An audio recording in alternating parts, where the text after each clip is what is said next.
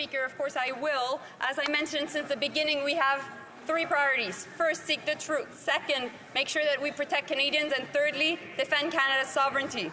Based on information provided by the RCMP, we asked India to lift the diplomatic immunity on 6 of their diplomats. Unfortunately, India refused. And so, therefore, since Canadian safety was at risk, I decided to expel them from Canada. Let me be clear, Canada doesn't seek diplomatic confrontation with India, but of course, we won't sit idle with this information. Thank you. The Honourable Member for Charlebourg-Saint-Charles.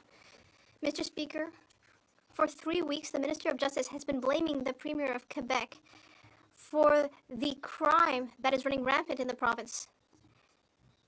Meanwhile, the Canadian, Quebec, and Montreal police associations have all supported my bill, C-325, which aimed to correct the serious error of the Liberal Bill C-5. We know that there is an eye-watering increase in crime in Quebec and Canadian communities. Will the minister finally admit that it is wrong to say that police associations don't know what they're talking about? The Honourable Minister of Justice and Attorney General of Canada. As I have told the member many times, we need to remember who is responsible for parole. We have created changes, but it's up to the provinces to implement. We need enough space in our courts. We need to have enough prosecutors. We need enough space in prisons as well, in order to make sure that we can house people in our prisons when necessary. And as I said, what my colleague really should do is speak to Legault. The Honourable Member.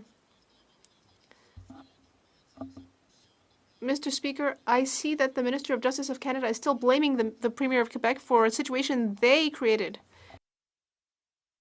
They're the ones who brought in bad legislation. They've caused a problem in federal penitentiaries. Everyone agrees. For example, the Federation of Women's Shelters and all sorts of victims groups, they are all saying the same thing. Victims groups, police association, everyone agrees, except the minister. Why won't he finally listen to us, the Honourable Minister? On the contrary, Mr. Speaker. Look at what we've actually done on this side of the House. We invested $390 million to fight guns and gangs. We also increased sentences for certain crimes, for example, auto theft. And yet, the member across the way voted against that. And in addition, we also made parole less available for people who have committed serious and violent crimes on several occasions. That's what we have done, and we also expect Quebec to do its own fair share. The Honourable Member for Chicoutimi-Le-Fjord. Mr. Speaker, the Petit Paris sawmill in Saint-Gilles-Minot closed 1 day earlier than expected, and 100 people lost their jobs. First, this Liberal government botched the softwood lumber agreement, and now they're making things even worse for the forestry industry. Their decree will eliminate 1,400 jobs. And yet the Bloc Québécois seems to want to support this government nonetheless. Why does this government keep hurting the forestry industry, even though it is one of the main economic supports of our regions? The Honourable Minister of the Environment and Climate Change. Thank you, Mr. Speaker. I would like to remind my colleague that we are working closely with all stakeholders in the forestry industry, workers, businesses, communities, environmental groups, First Nations. We are also working closely with the Government of Quebec to find sustainable solutions for a sustainable forestry industry in Quebec. The Honourable Member from Surrey Newton. Mr. Speaker, we have seen a rise in serious crimes targeting Sikh Canadians and the South Asian community, leaving many Canadians feeling anxious and unsafe. Last week, the RCMP confirmed that the agents of Government of India have been involved in these crimes. Can the Minister of Public Safety please explain how the government is taking steps to ensure that all Canadians can feel safe in their communities? The Honourable Minister for Public Safety. Mr. Speaker, I want to thank our colleague from Surrey Newton for that question. He's right. Last week, the RCMP took the unprecedented step to share with Canadians information about a significant public safety threat. The alleged actions are a grave violation of Canada's sovereignty and the rule of law. We stand with the Sikh community, the South Asian community, in terms of assuring their safety. I want to thank all of those involved in this complex investigation. The RCMP, their partners in provincial and municipal police have done terrific work. Our priority is always the safety of all Canadians, and the RCMP will work with us to continue to assure that. The honourable member from Windsor West. Mr. Speaker, the multi-billion-dollar telecom company Rogers says that their latest price hike is the result of increasing cost of technology. Canadians aren't buying it, but they're paying for it. They were misled, and this is another ploy to get ripped off by Rogers, who just gouged out record profits. Now the Conservatives won't stop Rogers from gouging Canadians. They won't risk losing their maximum donations they receive from the company's owner. And the Liberals keep handing out millions of taxpayer dollars to Rogers, who is gouging those same taxpayers. Why do the Liberals, like the Conservatives, ratchet up corporate greed at the expense of Canadians? Why won't they stand up to Rogers?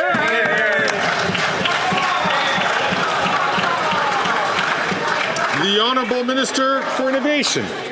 A lot of members here will take lessons from the NDP about standing up for what's right, Mr. Speaker. On this side of the House, we stand up for Canadians.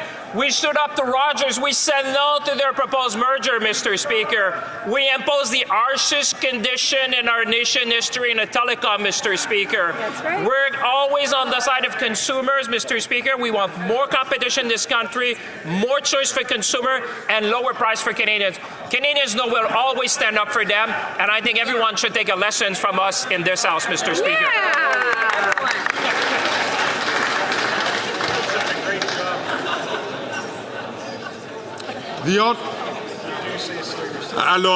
Order.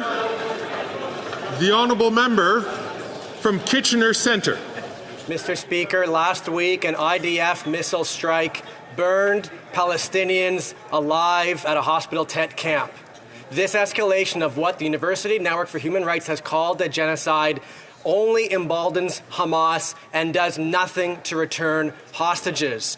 Canada's focus must be on achieving peace, including a true arms embargo, advocating for Israel to allow humanitarian relief in, and for an end to the occupation of Palestinian territories. When will this government's actions align with their words when they say never again? Hear, hear. The Honourable Minister for Foreign Affairs. Speaker, the situation in Gaza is absolutely catastrophic. Too many innocent children, women, people have died. And so that is why we need the violence to stop. We need a ceasefire that is supported by the UN Security Council, including the US. We need hostages to come back home. Their family needs to be able to see them, to love them. And in the end, we need more humanitarian aid going into Gaza. And this government works on this every single day. Thank you.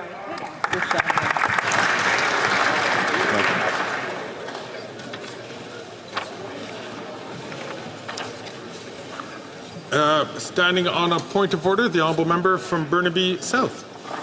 I rise to propose that a standing committee on Canada-India relations be created, and I believe... Honourable Member, we will get to those points in just a second. Anyone was raising a point of... good. I wish to inform the House that the volume of the earpieces will be reset. I wish to inform the House that the volume of the earpieces will now be reset.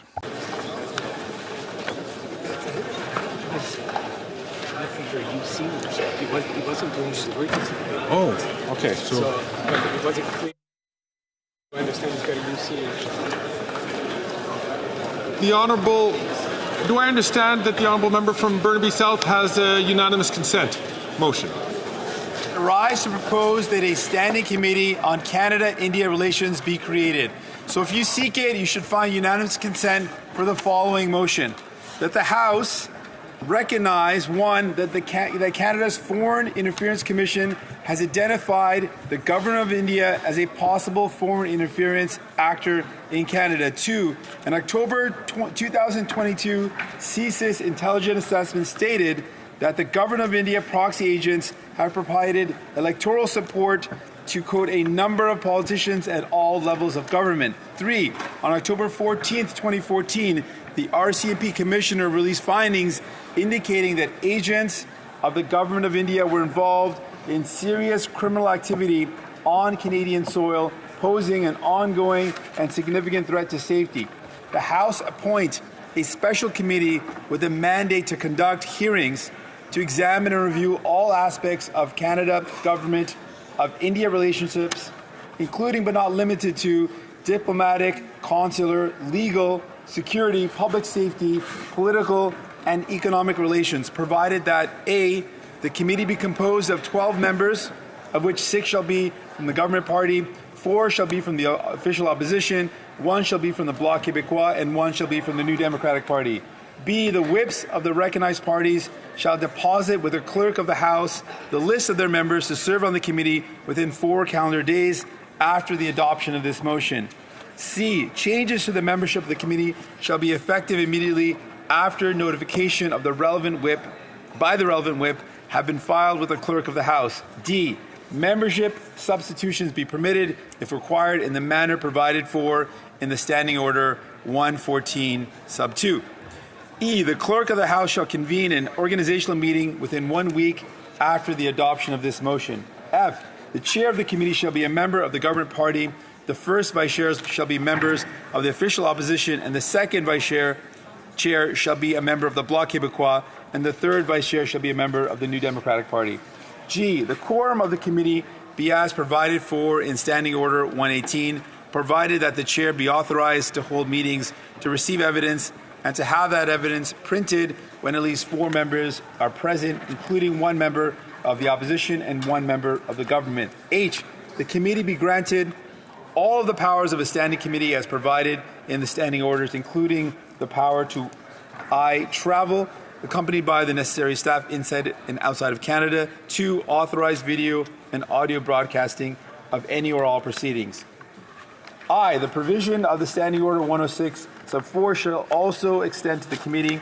J, the committee shall have the first priority for the use of House resources for committee meetings. And K, any proceeding before the committee in relation to a motion to exercise the committee's power to send for persons, paper, and records shall, if not previously disposed of, be interpreted upon the earlier of the completion of 4 hours of consideration or 1 sitting week after the motion was first moved, and in turn every question necessary for the disposal of the motion shall be put forthwith and successively without further debate or amendment. Very good.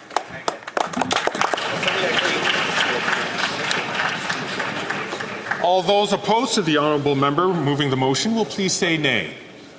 No. All.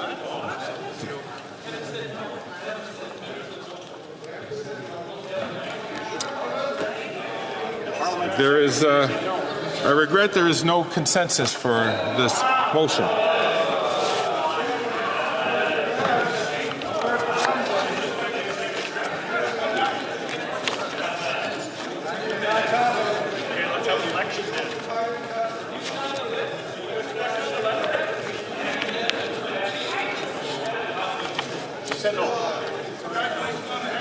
Routine business. Tabling of documents. The Parliamentary Secretary to the Leader of the Government in the House of Commons. Yes, thank you, Mr. Speaker. Pursuant to Standing Order 4.1, bracket 3 of the Lobbying Act and Standing Order 111.1, I have the honor to table in both official languages the certificate of nomination with biographical notes for the proposed reappointment of Nancy Bélanger as Commissioner of Lobbying for a term of 7 years. Furthermore, Mr. Speaker, if I may, pursuant to Standing Order 54.3 of the Access to Information Act and Standing Order 111.1, I have the honor to table in both official languages the certificate of nomination and biographical notes for the proposed reappointment of Carolyn Maynard as Information Commissioner for the term of 7 years. I request that these nominations and biographical notes be referred to the Standing Committee on Access to Information, Privacy and Ethics. Thank you, Mr. Speaker.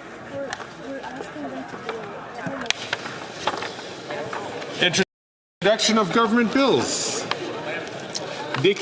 Statements by ministers. Rapport de délégation. Reports from interparliamentary delegations. Présentation. Presenting reports from committees. The Honourable Member for Winnipeg South Centre. Mr. Speaker, pursuant to Standing Order 104 and 114, I have the honour to present in both official languages the 17th report of the Standing Committee on Procedure and House Affairs regarding the membership of committees of the House. If the House gives its consent, I intend to move concurrence in the 17th report later this day. Thank you, Mr. Speaker. Dépôt de projet de loi. Introduction of private members' bills. Seconded by Mr. Green. Moves to leave to introduce a bill entitled An Act to Amend the Canada Labour Code, Flight Attendants. This motion is deemed adopted. The Honourable Member for Port Moody Coquitlam. Thank you, Mr. Speaker. I'm introducing a bill to stop the exploitation of Canada's flight attendants. Thank you to the member from Hamilton Centre for seconding. Flight attendants have been exploited since the commercial aviation industry was launched because they were women. The exploitation continues today as billion-dollar airline companies profit off the backs of unpaid work. And successive Liberal and Conservative governments have let this happen. Today, flight attendants who work in a federally regulated industry are expected to work for free up to 35 hours per month. This must end, and it can end, with the adoption of this NDP bill. This bill will ensure that for every hour worked, flight attendants are paid their full wage and that a long-standing discriminatory practice is rectified. Thank you to the Canadian Union of Public Employees, whose workers took a stand with a very successful campaign called Unpaid Work Won't Fly. It has been an honour to work alongside you on this important legislation. I call on the Liberal government to do what is right, adopt my bill as its own, and take immediate action to make sure that unpaid work won't fly. Hear, hear. Madame Zerillo, appuyée. Ms. Rizzo, seconded by Mr. Green, moves that the bill now be read a first time and printed. This motion is deemed adopted. Hearing this bill, première lecture de ce projet de loi. Ce projet de loi. When will this bill be read a second time? At the next sitting of the House. Première lecture de projet. First reading of Senate public bills. Motion. Motion. The Honourable Member for Winnipeg South Centre. Thank you very much, Mr. Speaker. Oh, I think it was South Centre, Kevin. Yeah. Thank you very much, Mr. Speaker. If the House gives its consent, I move that the 70th report of the Standing Committee on Procedure and House Affairs be presented to the House earlier this day, be concurred in. And Mr. Speaker, I misspoke earlier when I rose on committee reports. I said 17th. So just for the record to correct it, 70th, not 17th. Thank you very much.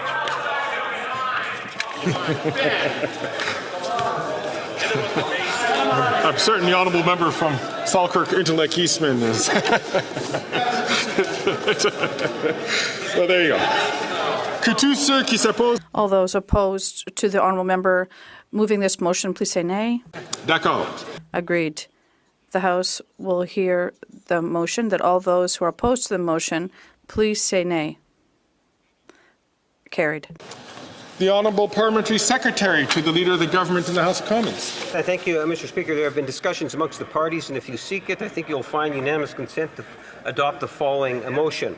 That notwithstanding any standing order or special order or usual practice of the House, at the conclusion of oral questions on Tuesday, October 22, 2024, the House observe a moment of silence for the 10th anniversary of the attack on Parliament Hill, that afterwards a member of each recognized party, a member of the Green Party, and the Speaker each be permitted to make a statement to pay tribute for not more than 5 minutes each. All those opposed to the Honourable Member moving this motion, please say nay. Agreed. The House has heard the motion. All those who are opposed to the motion, please say nay. Carried. Presenting petitions. The Honourable Member from Saanich Gulf Islands. Thank you very much, Mr. Speaker. It's an honor to rise virtually to present a petition from my constituents. Virtually, I identify it as petition ID 12404906.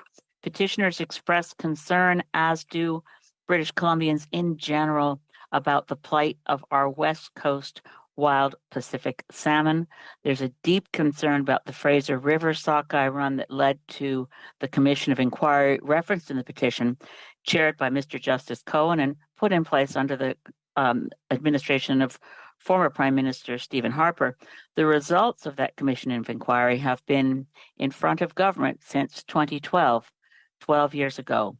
The petitioners continue to ask that all of the recommendations of the Cohen Inquiry be implemented and act immediately to implement all 75 recommendations. Thank you, Mr. Speaker. The honourable member from New Westminster, Burnaby.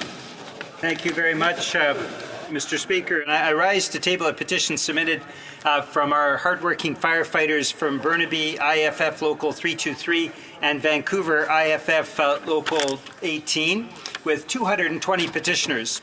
And this petition addresses an urgent issue impacting the health and safety of firefighters across Canada.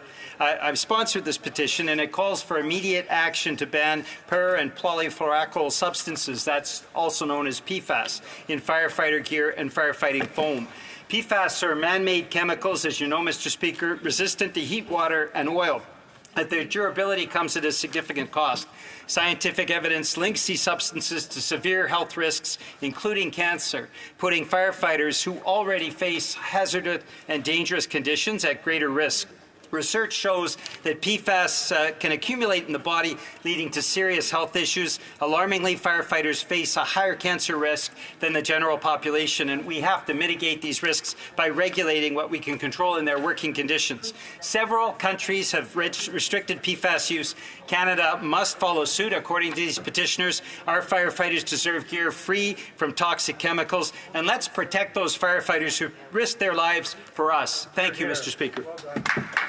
Honourable member from Selkirk Interlake Eastman. Thank you, Mr. Speaker. I'm proud to present today e-petition 5150 signed by over 3,000 Canadians who are expressing their disappointment in the production of Russians at War, which is a documentary film that actually spread Russian misinformation and propaganda, and unfortunately was funded with taxpayer money through the Canadian Media Fund and TVO. So the petitioners are calling on the Government of Canada to recover all of those taxpayers' dollars. They're asking the government to audit all government programs that could possibly be used to the benefit of Russia and their misinformation campaign.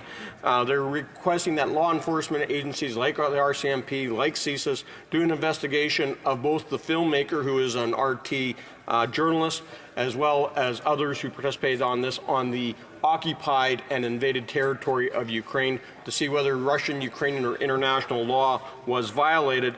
And finally, they want to have all the materials that were filmed during that time of the production of the film in occupied Ukraine by the Russian forces, to see if there's any evidence of Russian war crimes against the people of Ukraine.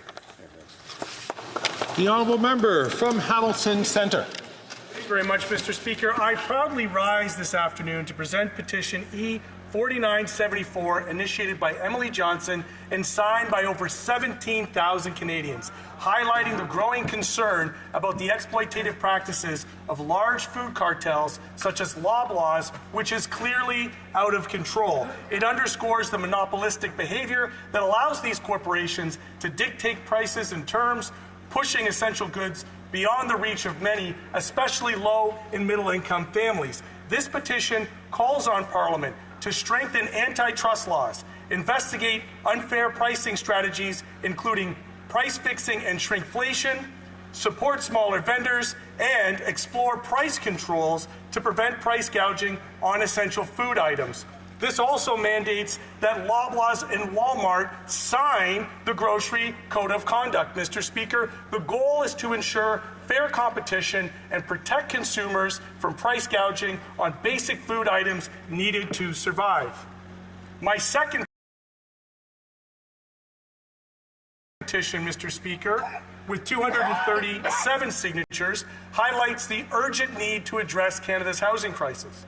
Housing is a fundamental human right, yet many are unable to afford a safe place to live. And since 2018, the number of unsheltered individuals has tripled in areas like my riding of Hamilton Centre and the Waterloo region, which the petition sponsor is from.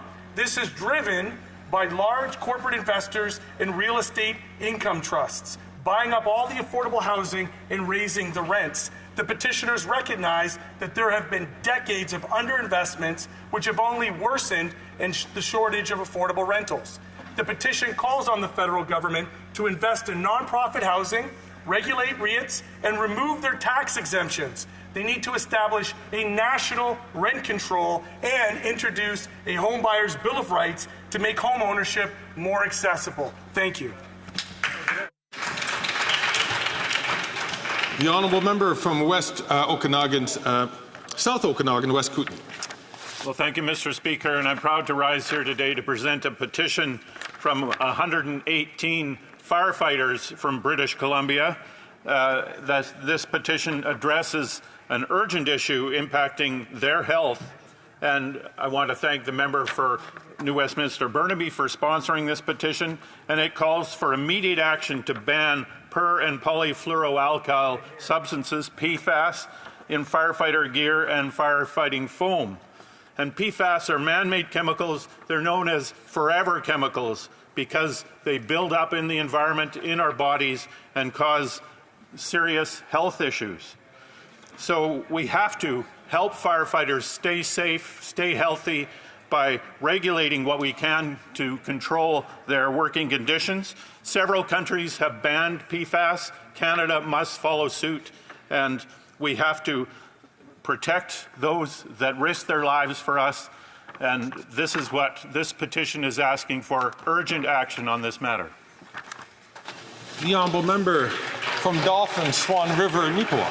Thank you, Mr. Speaker. It's always an honour to present a petition on behalf of constituents. Mr. Speaker, I rise for the 50th time on behalf of the people of Swan River, Manitoba, to present a petition on the rising rate of crime.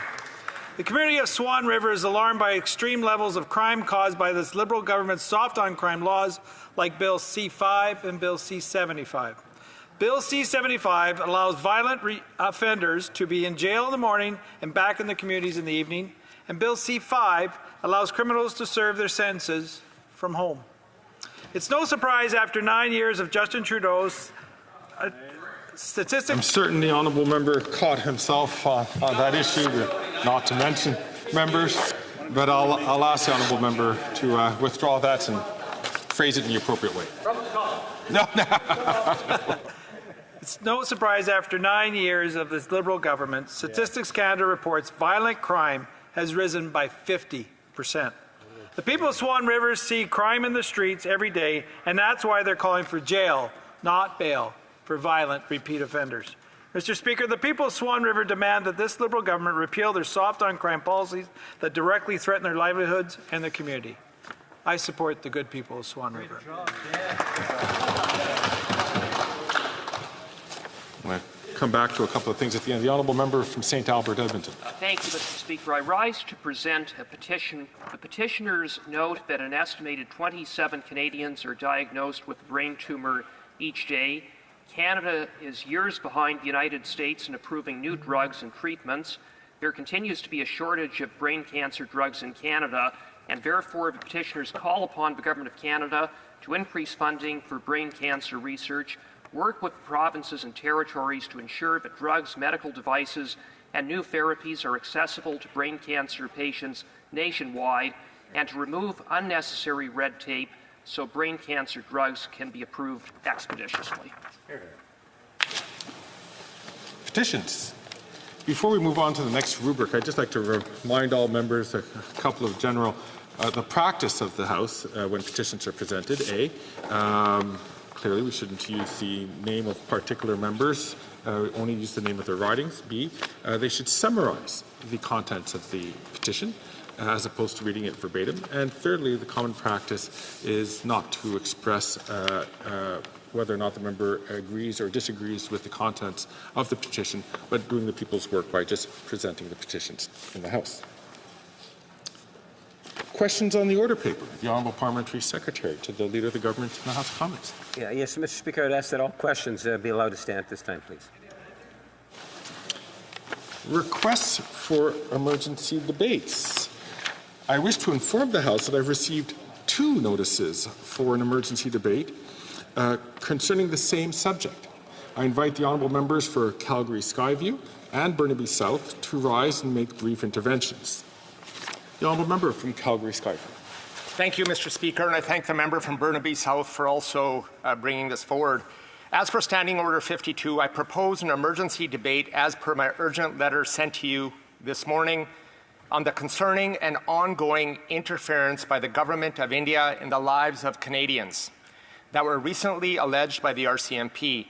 The RCMP have gathered clear and compelling evidence that agents of the Government of India have engaged in and continue to engage in activities that pose a significant threat to the safety of Canadians, including coercive behavior, extortion, and involvement in over a dozen threatening violent acts, including homicide, targeting the Sikh and South Asian Canadians. All Canadians deserve to live free from fear and intimidation, and many of our constituents are feeling unsafe and afraid. As parliamentarians, our foremost duty is to represent the voices and concerns of our constituents, ensuring that they are the heart of everything we do in this chamber. I thank you, Mr. Speaker, for approving this emergency debate on this important topic in advance. Thank you. The member said in advance. The honourable member for Burnaby South. Mr. Speaker, I'm rising to request your consideration of an emergency debate on the issue of foreign interference and very specifically the RCMP allegations of violence and chaos in our communities linked to the Indian government. A week ago, the RCMP revealed really chilling and disturbing information that Indian agents were engaged by foreign government diplomats, the Indian government diplomats, to engage in a campaign of terror in Canadian communities. This campaign included hiring and directing gang members to shoot at Canadian homes, to shoot at Canadian businesses, to extort Canadian businesses, to engage in car thefts and other criminal activities. The Prime Minister testified at the Hogue inquiry into foreign interference that there are a number of parliamentarians, both current and former, compromised by foreign powers, including India. Canadians have been killed on Canadian soil. Bullets have flown in Canadian communities. Businesses and business owners have been threatened. People have been killed. People have been extorted. This is something that makes all Canadians less safe. It is a responsibility of parliamentarians to take these allegations of crime and threats of violence against Canadians very seriously. It's also the responsibilities of members of this House to show a united front, to stand committed to denouncing the allegations of the Indian government's interference here in Canada, and to show a united front that together no one will suggest to the Indian government that there are people here that are willing to turn a blind eye to these acts of criminality. Given that, Mr. Speaker, I urge you to consider the letter that I sent you this morning and grant the emergency debate for today to debate this very serious matter. Very good. I thank the honourable members for Burnaby South and for Calgary Skyview for their interventions. These requests meet the criteria, and I am prepared to grant an emergency debate regarding the RCMP's allegations concerning foreign interference from India. This debate will be held later today at the ordinary hour of adjournment. Orders of the day. Orders of the day. Ordre du jour. Resuming consideration of a sub-amendment of Mr. Muse to a privilege motion concerning the failure to produce documents pertaining to Sustainable Development Technology Canada. Resuming debate. The honourable member from Yellowhead has 20 minutes. The honourable member. Mr. Speaker, Canadians from coast to coast work hard every day. They wake up early, put in long hours, and make sacrifices to provide for their families. They play by the rules, pay their taxes, and trust that their government is looking out for them. They expect honesty, integrity, and accountability from those who hold public office. But over the past 9 years, that trust has been shaken. There's a growing sense that something isn't right in Ottawa, that this NDP Liberal government is more focused on helping themselves and their friends than on serving the people who put them in office. In my travels across Yellowhead, I've spoken with farmers, small business owners, parents, and seniors, and they're worried. They're seeing that their hard-earned tax dollars disappear into programs and projects that don't benefit them or their communities. They're struggling with rising costs, inadequate services, and a lack of support from those in government. They're asking me, what's happening in Ottawa? Who's looking out for us? They read headlines about scandals involving millions, even billions of dollars. They see reports of funds mismanaged, conflicts of interest ignored, and insiders getting ahead while hard-working Canadians fall behind. They wonder why their needs are overlooked while well-connected Liberals seem to have direct access to this government. The choices this NDP Liberal government has been making have real consequences for everyday Canadians. Choices that favor insiders and special interests over the needs of regular people. While families are struggling to make ends meet, the government is spending recklessly, often without proper oversight or accountability. Communities are facing challenges like underfunded services, lack of infrastructure, and insufficient support for those who need it most. Yet instead of addressing these issues, the government seems preoccupied with helping their friends and maintaining their own power. It's time to take a hard look at where our money is going and who is benefiting. Time to ask whether this is the kind of leadership Canadians deserve. Because at the end of the day, it's about fairness. It's about doing what's right. It's about ensuring that Canada remains a place where everyone has a fair shot and where our leaders are held to the highest standards. Canadians deserve a government that is transparent and accountable, a government that puts the interest of its citizens first, not the interest of a select few. As representatives elected by the people, it is our duty to hold the government to account, to shine a light on misconduct, and to demand better. We owe it to our constituents to fight for their interests, to be their voice in Ottawa, and to work tirelessly to restore their faith in our institutions. Today, I want to address these concerns. I want to talk about pressing issues affecting Canadians, the mismanagement and misplaced priorities, and the lack of accountability. Because Canadians deserve answers. They deserve to know that someone is standing up for them, challenging the status quo and working to bring about the change that is so desperately needed. Let's turn our attention to Sustainable Development Technology Canada, known as SDTC. This organization was established to foster innovation and support sustainable technology, noble goals that Canadians can stand behind. However, under the Liberal government, SDTC has become something far different. It's now being referred to as the Green Slush Fund for a good reason. Reports have surfaced revealing that over $300 million of taxpayers' money was involved in 180 cases of clear conflicts of interest with SDTC.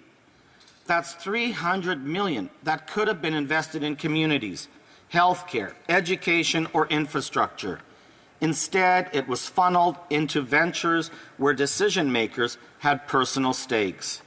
This isn't just a minor oversight. It's a blatant misuse of public funds. What's more troubling is that Liberal ministers were aware of these conflicts and did nothing to stop them. They allowed this mismanagement to continue unchecked. A senior civil servant even described the situation as outright incompetence, pointing out that $123 million worth of contracts were awarded inappropriately. The Auditor General confirmed that the government's oversight was severely lacking, stating that the industry minister did not sufficiently monitor the contracts being handed out. This pattern is negligence and favoritism raises serious questions about who this government is really serving. While Canadians are forced to make hard choices every day to make ends meet, the Liberals seem more interested in enriching their insiders and friends. Imagine what $300 million could have done for our country. It could have funded sustainable projects that genuinely benefited Canadians, create jobs, or supported small businesses struggling in these tough times. Instead, it was used to line the pockets of a select few. The Green Slush Fund isn't an isolated incident. It's a symptom of a larger problem. A government that has lost touch with the people it's supposed to represent. Canadians are losing faith because they see a lack of integrity and accountability at the highest levels. We need to ask ourselves, is this acceptable? Should we stand by while public funds are misused and trust is eroded? The answer is a resounding no. It's time for transparency. It's time for accountability. And it's time for a government that puts Canadians first, not the interest of Liberal insiders. The Green Slush Fund is a stark reminder that we need change, a change that will restore integrity and ensure that taxpayer dollars are used responsibly. Canadians have witnessed a series of scandals that reveal a constant disregard for ethics, transparency, and accountability. Consider the We Charity affair. The government attempted to hand over nearly $1 billion to an organization with close personal ties to the Prime Minister's family. Members of his own family received significant sums in speaking fees from We Charity. Despite this clear conflict of interest, the Liberals moved forward without proper oversight or transparency. It was only after public outrage and media scrutiny that they reversed course. This wasn't an innocent mistake. It was a deliberate attempt to channel public funds to those within their inner circle. Even then, there's the SNC-Lavalin scandal. The Prime Minister's office was accused of pressuring the Attorney General to interfere in a criminal prosecution of a well-connected corporation. This led to the resignation of high-ranking officials who refused to compromise their principles. It exposed a government willing to undermine the rule of law to protect their friends. There is also the millions awarded in contracts to McKinsey without proper transparency or competitive bidding. At a time when Canadian businesses were struggling and could have benefited from government contracts, the Liberals chose to funnel money to a foreign firm with ties to their own party. This raises serious questions about their commitment to supporting Canadian enterprises and maintaining fair procurement practices. Mr. Speaker, these incidences aren't isolated. They form a clear pattern of behavior. The Liberals have repeatedly placed the interest of their friends and insiders above those of hard-working Canadians. These series of scandals reveals a government consistently sidetracked by its own ethical failings. Instead of dedicating their full attention to the pressing issues facing our nation, they are repeatedly caught up in controversies of their own making. This not only hampers their ability to govern effectively, but also diverts valuable time and resources away from addressing the needs of Canadians. Canadians deserve leadership that is focused and unwavering in its commitment to serve the public good. When the government's attention is consumed by managing scandals, critical issues like health care, economic recovery, and national security do not receive the full attention they require. This lack of dedicated focus hinders our progress as a nation and leaves many feeling neglected and unheard. Mr. Speaker, this isn't just about politics. It's about principle. Canadians expect and deserve a government that operates with integrity, that is transparent in its actions, and that is accountable to the people it serves. The ongoing pattern of Liberal misconduct cannot be ignored or brushed aside. It's our duty to hold them accountable and to demand better on behalf of all Canadians. When government funds are mismanaged or siphoned off to benefit a select few, it's not just a matter of accounting. It's a direct hit to Canadians from all walks of life. The consequences of the Liberal government's actions are felt in every corner of our country, affecting families, workers, and communities who rely on responsible governance to meet their needs. Consider the challenges that Canadians are facing right now. The cost of living is rising, with families struggling to afford basic necessities like groceries, housing, and childcare. Small businesses, the backbone of our economy, are fighting to keep their doors open amidst economic uncertainty.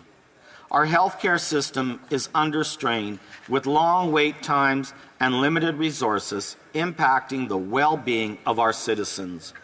When hundreds of millions of dollars are misallocated or lost to scandals like the Green Slush Fund, that's money that isn't available to address these pressing issues. Imagine what could be achieved if these funds were managed wisely and directed toward initiatives that empower Canadians.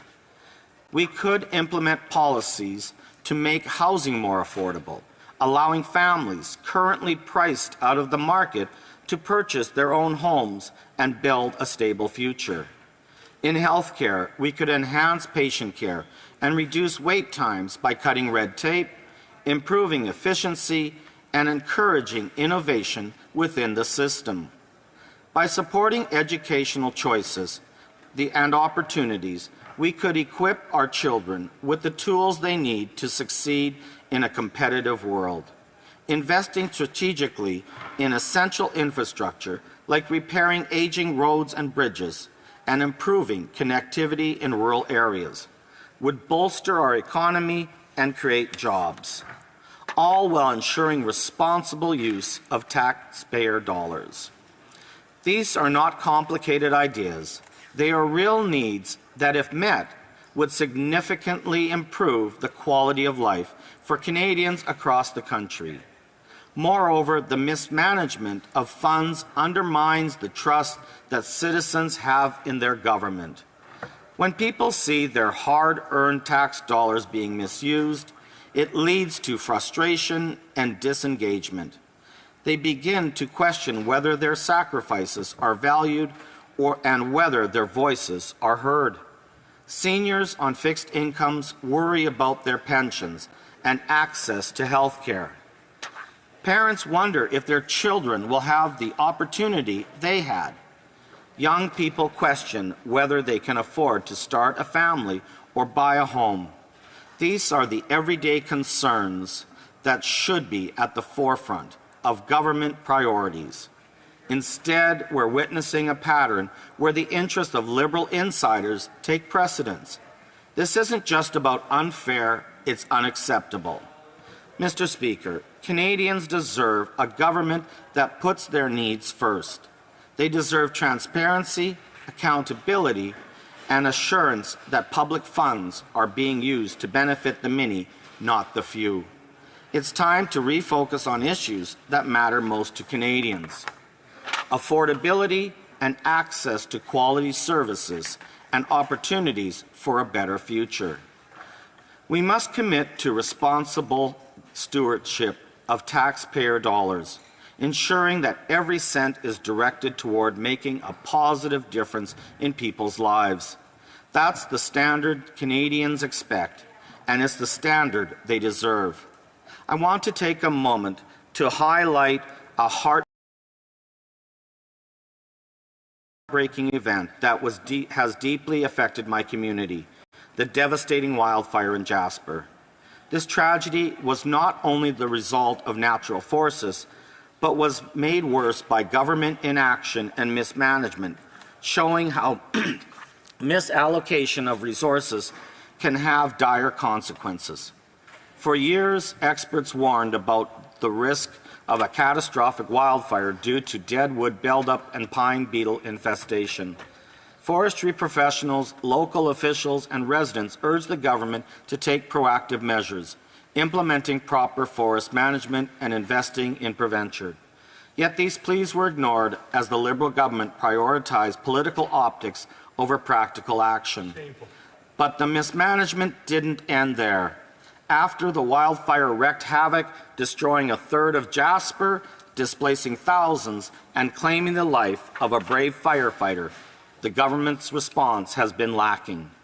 Recovery efforts have been slow and underfunded, leaving families without homes and businesses struggling to rebuild. Communities feel abandoned by those meant to serve them. Meanwhile, hundreds of millions of dollars were funneled into scandals like the Green Slush Fund. Over $300 million lost to conflicts of interest and mismanagement. Funds that could have gone toward rebuilding Jasper, providing relief to affected families, and restoring vital infrastructure. It's disheartening that while our community was in crisis, resources that could have been offered relief were squandered elsewhere. That isn't about politicizing this tragedy.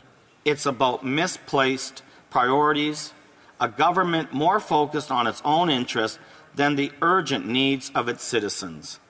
The people of Jasper are resilient, but shouldn't have to face these challenges alone. They deserve a government that stands with them, providing the support needed to rebuild and recover. Transparency and accountability in allocating public funds are essential, especially when those funds could alleviate suffering.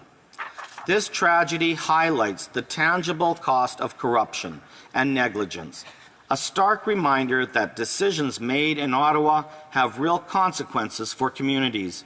We must hold those responsible accountable and ensure that future funds are directed towards protecting and supporting Canadians, not lost to mismanagement. Mr. Speaker, the people of Jasper and all Canadians deserve better. They deserve leadership that prioritizes their well-being and invests in their future. It's time to learn from this tragedy, reassess our priorities, and commit to responsible government that serves the interest of all. Canadians deserve a government that works for them, a government that is transparent, accountable, and committed to serving the best interests of all its citizens. It's clear that the current direction isn't meeting those expectations. We need to restore trust in our institutions and ensure that public funds are managed responsibly. That means ending the culture of mismanagement and entitlement. It means implementing proper oversight, enforcing ethical standards, and holding those in power accountable for their actions. As Conservatives, we are committed to putting Canadians first. We will prioritize the needs of everyday people and not insiders and special interests. We'll invest in our communities, support small businesses, and ensure that essential services are adequately funded. We'll take decisive action to protect our environment and prevent tragedies like the Jasper wildfire. Proper forest management and disaster preparedness will be top priorities, guided by expert advice and community involvement. It's time for a change that brings common sense back to government, respects taxpayers, and focuses on building a brighter future for all Canadians. Together, we can rebuild trust, restore integrity, and move forward toward a Canada where everyone has the opportunity to thrive. Thank you, Mr. Speaker. Questions and comments? Question commentaire. The Honourable Parliamentary Secretary, Government Housing. Yes, thank you, Mr. Speaker. The member gave attention to the issue of past behaviour. And I think that we can learn a lot from past behaviour. Take a look in terms of Stephen Harper, when he is the only Prime Minister that's been held in contempt of Parliament, and his parliamentary secretary was their current leader of the Conservative Party today.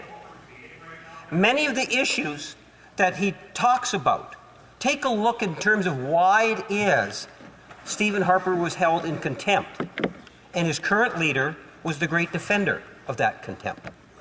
My question to the member is, why, when we see the pattern continue today, where his leader doesn't believe he needs to have a security clearance, Mr. Speaker, that he doesn't feel that he has to be accountable as to why he might not necessarily qualify?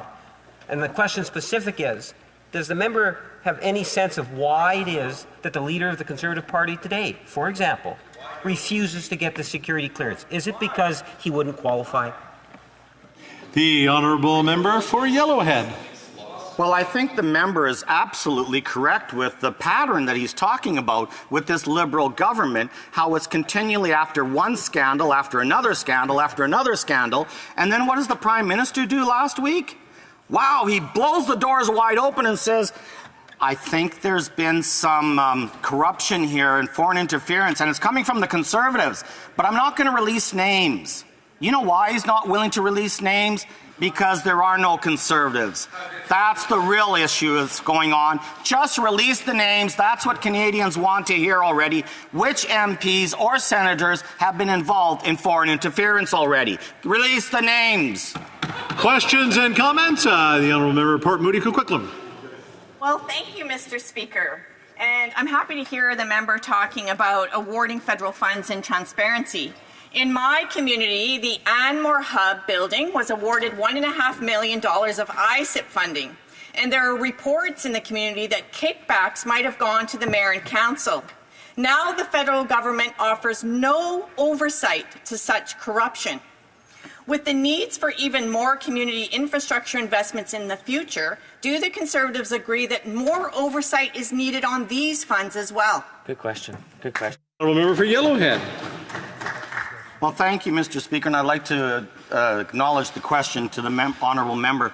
And I'm not disputing that we need to have oversight, but I'm not certain if it was federal funding or provincial funding, because if it's provincial, then it definitely, be underneath municipal affairs. But anytime we're giving public funds, we need to make sure they are managed properly and allocated properly. So in order to have oversight is actually a given, and we should always do that properly anytime we're dealing with public funds. Questions and comments? The honourable member from Niagara West. Thank you very much, Mr. Speaker. To my colleague, one of the things I ascertain about this Liberal government is absolutely how incompetent it is as a government. As a matter of fact, I think it quite clearly could be the most incompetent government in the history of Canada, whether it's spending money. Well, let's just do a quick list, and I'll talk about it more a little bit later. The Winnipeg Labs, where they actually hired Chinese spies, of all places, and let them FedEx and Canada Post back viruses back to China, and they wouldn't talk about it in Parliament. The same issue we got going on here. We're asking for documentations like we did back then, and what did they do? They stalled, and then they called an election, where we actually brought someone to the bar over here that went over 100 years, an unelected person.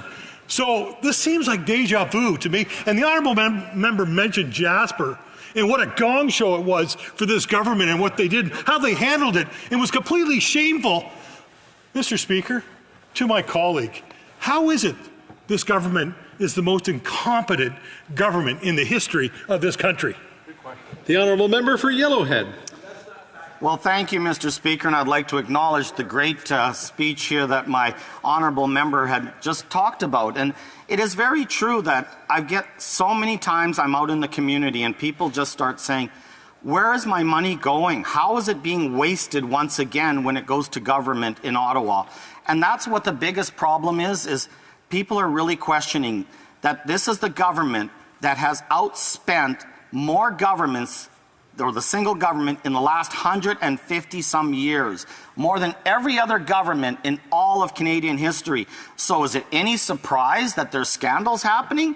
People are questioning, like, where did a couple million going? And I'm saying, $1 million is nothing anymore with this government. It's even $1 billion of wasted money is nothing anymore. We're at the tens of billions of dollars of where it's going. That's what Canadians want to know.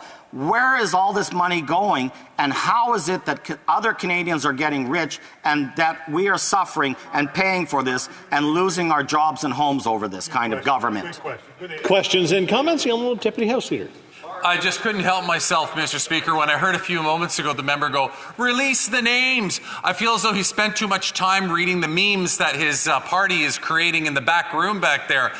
Does this member not know? I mean, he's a sitting member of Parliament, okay? Does he not know that it would be illegal for anybody to release the names? Yet he comes in here and he says, and he makes comments like this as though it's actually possible. But guess what? Somebody can have the names, Mr. Speaker. That's the Leader of the Opposition. And all he needs to do is complete a security clearance. So the question is, from the Parliamentary Secretary a few moments ago, why won't the Leader of the Opposition get his security clearance? Is he worried that he might fail it and he might not be given the clearance? Is there something in his history that is preventing him from actually getting the security clearance? That's what we want to know. So could the member not recite memes and rather just actually inform us why the Leader of the Opposition will not get a security clearance? The Honourable Member for Yellowhead. Thank you, Mr. Speaker. And for the Honourable Member to stand here and say that, you know, I just had to stand up. I just couldn't stand this anymore. Come on, really? This is what you do on a daily basis. Anyway, it's almost laughable at what the member has brought forward. Isn't that funny, though, how just last week the Prime Minister went and stated that there's been foreign interference and I know where it's coming from, but you know what? I can't say. Actually, under the legislation, the Prime Minister has the authority to say, and then we could actually find out who these people are. If you truly want to find out how foreign interference is affecting Canadians, then let the Prime Minister release the names and let them be judged accordingly. Bring him to order. Order. You know, while their little banter is always okay, a lot of yelling is just not. So let's just keep the level down. Questions and comments? The Honourable Member for Edmonton Griesbach.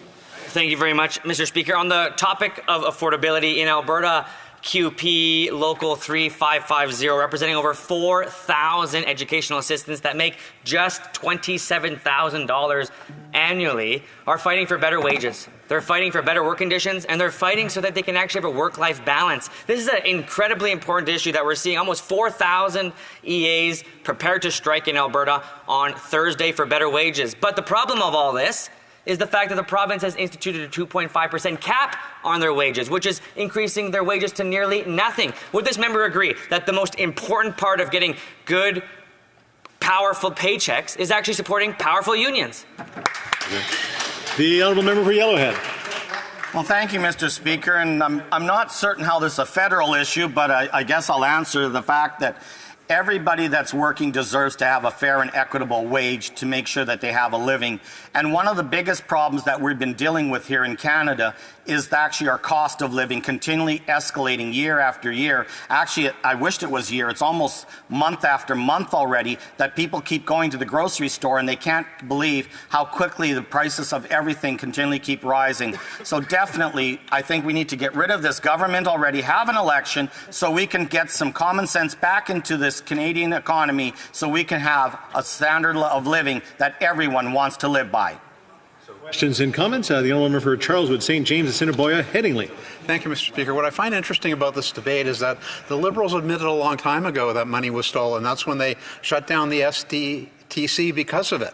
And all we're asking is that they turn over the evidence of this theft to the RCMP. So what I want to ask my colleague is, when his constituents tell him, now what the Liberals want to do is refer this to committee, but when I want to ask my honourable colleague, when his constituents tell him that they've been stolen from, is his advice to them to call a committee or to call the police? The Honourable Member for Yellowhead. Well, I'd like to thank the Honourable Member for his great question, and he's absolutely right. What do you want to do in government, and I don't care what level, is study it to death, not get any answers. And that's exactly what this Liberal government is trying to do. Let's take it to committee so we can study it to death. What we're saying is, no, let's go to the RCMP. They are the law in Canada, and they can deal with it properly. But what are they doing? Hiding behind government priorities or policies once again, instead of actually getting the truth, what Canadians want to hear. Resuming debate, the honourable member for Provencher. Thank you, Mr. Speaker. It's always a privilege to rise in this House and to speak to the important issues of the day. However, in this case, there is a sad irony in that opposition members are using that privilege not to promote or oppose legislation for the betterment of Canadians, but rather we're being forced to defend those privileges on behalf of Canadians we represent and against the stonewalling government across the way. Last week, the editorial board of the Globe and Mail wrote, "The Liberals' naked disdain for Parliament, and by extension Canadians, is showing." This Liberal government that had such a profound disrespect for Canadians and for the long-held traditions of this place that they are choosing to defy not only the opposition, but you, Mr. Speaker, and worst of all, Canadians themselves, and deserve to know the truth. There's so much rot at the core of this government. This defaults towards secrecy and cover-ups. Their antipathy towards law enforcement, and this pattern of profound disrespect towards the people of Canada are all ingrained traits in this government and this failed, and we can only lead to believe, corrupt Prime Minister, who has been the catalyst for a culture of cronyism, corruption, and cover-ups. Because this is nothing new. We're here today, as we've been for the last 2 weeks, debating the undebatable. The Auditor General has found the Sustainable Development and Technology Canada appointed Liberals to run the program, who turned around and gave $400 million of taxpayers' money, the Canadian people's money, to their own companies. The Auditor General found a whopping 186 separate conflicts of interest. And rather than comply with your ruling, Mr. Speaker, to produce documents related to the massive scam, they are choosing to hold up the business of this House indefinitely as they scramble to once again cover up their tracks. Because, and you may not be aware of this, Mr. Speaker, because this isn't the first time this government has been accused of unethical behavior. I know it's hard to believe, but it's true. And this isn't the first time that this government has defied Parliament and defied the chair or the Speaker and even stonewalled the police in an attempt to cover up their sordid deeds. In fact, as I was preparing for this speech, I was searching in my emails and I typed in the keywords refusal to hand over documents. And what popped up wasn't the SDTC, which we're debating today, but another incident from back in 2021, when this government allowed Chinese spies from Beijing, Beijing-sponsored scientists with ties to the Chinese military and bioweapons program, to access our top clearance National Microbiology Lab in Winnipeg. In fact, the lead scientist, Dr. Kui, at the same time she was working in our top security level 4 lab, she was flying back and forth to China for meetings in Beijing and helping Beijing set up their very own level 4 lab in Wuhan. Are you serious? At the time, the former speaker ruled this government, his own party, to have violated parliamentary privilege and to be in contempt of Parliament when they refused to produce the documents related to this improper transfer of deadly Ebola and Hendra virus samples from Winnipeg to Wuhan. We still don't just know how serious a leak that was, because again, this House, through your predecessor, ordered the government to hand over the documents, and this government refused. They sought to cover up the truth of what happened, not on the grounds of national security, but for political reasons, because they were trying to protect the Prime Minister, who had failed so spectacularly to keep Canadians safe. The same Prime Minister who refused to hand over documents to the RCMP in yet another case. Back in 2019, when it came to light that the Prime Minister had pressured and bullied the Attorney General of Canada to give SNC-Lavalin, who ironically were also facing corruption charges, a sweetheart deal to drop the charges so as not to negatively affect the Liberals' political fortunes in Quebec. She refused, and he fired her, kicked her out of cabinet, and eventually out of the Liberal Party. Clearly, there is no place for truth-telling and standing on principle in today's Liberal Party, especially when it comes to standing up to this Prime Minister. And you know the worst part of that affair? All of these members on the other side who were there, all of these honourable ministers, they all backed the Prime Minister. In fact, at the time, the Minister of Foreign Affairs, then the Minister of Tourism, called what Jody Wilson-Raybould had done fundamentally wrong. Fundamentally wrong. Telling the truth. How morally backwards do you need to be to look at that situation and say that the Attorney General of Canada upheld the law and that she should be shamed? That minister has been touted as a future leader of the Liberal Party. Well, she certainly seems to fit into the mold.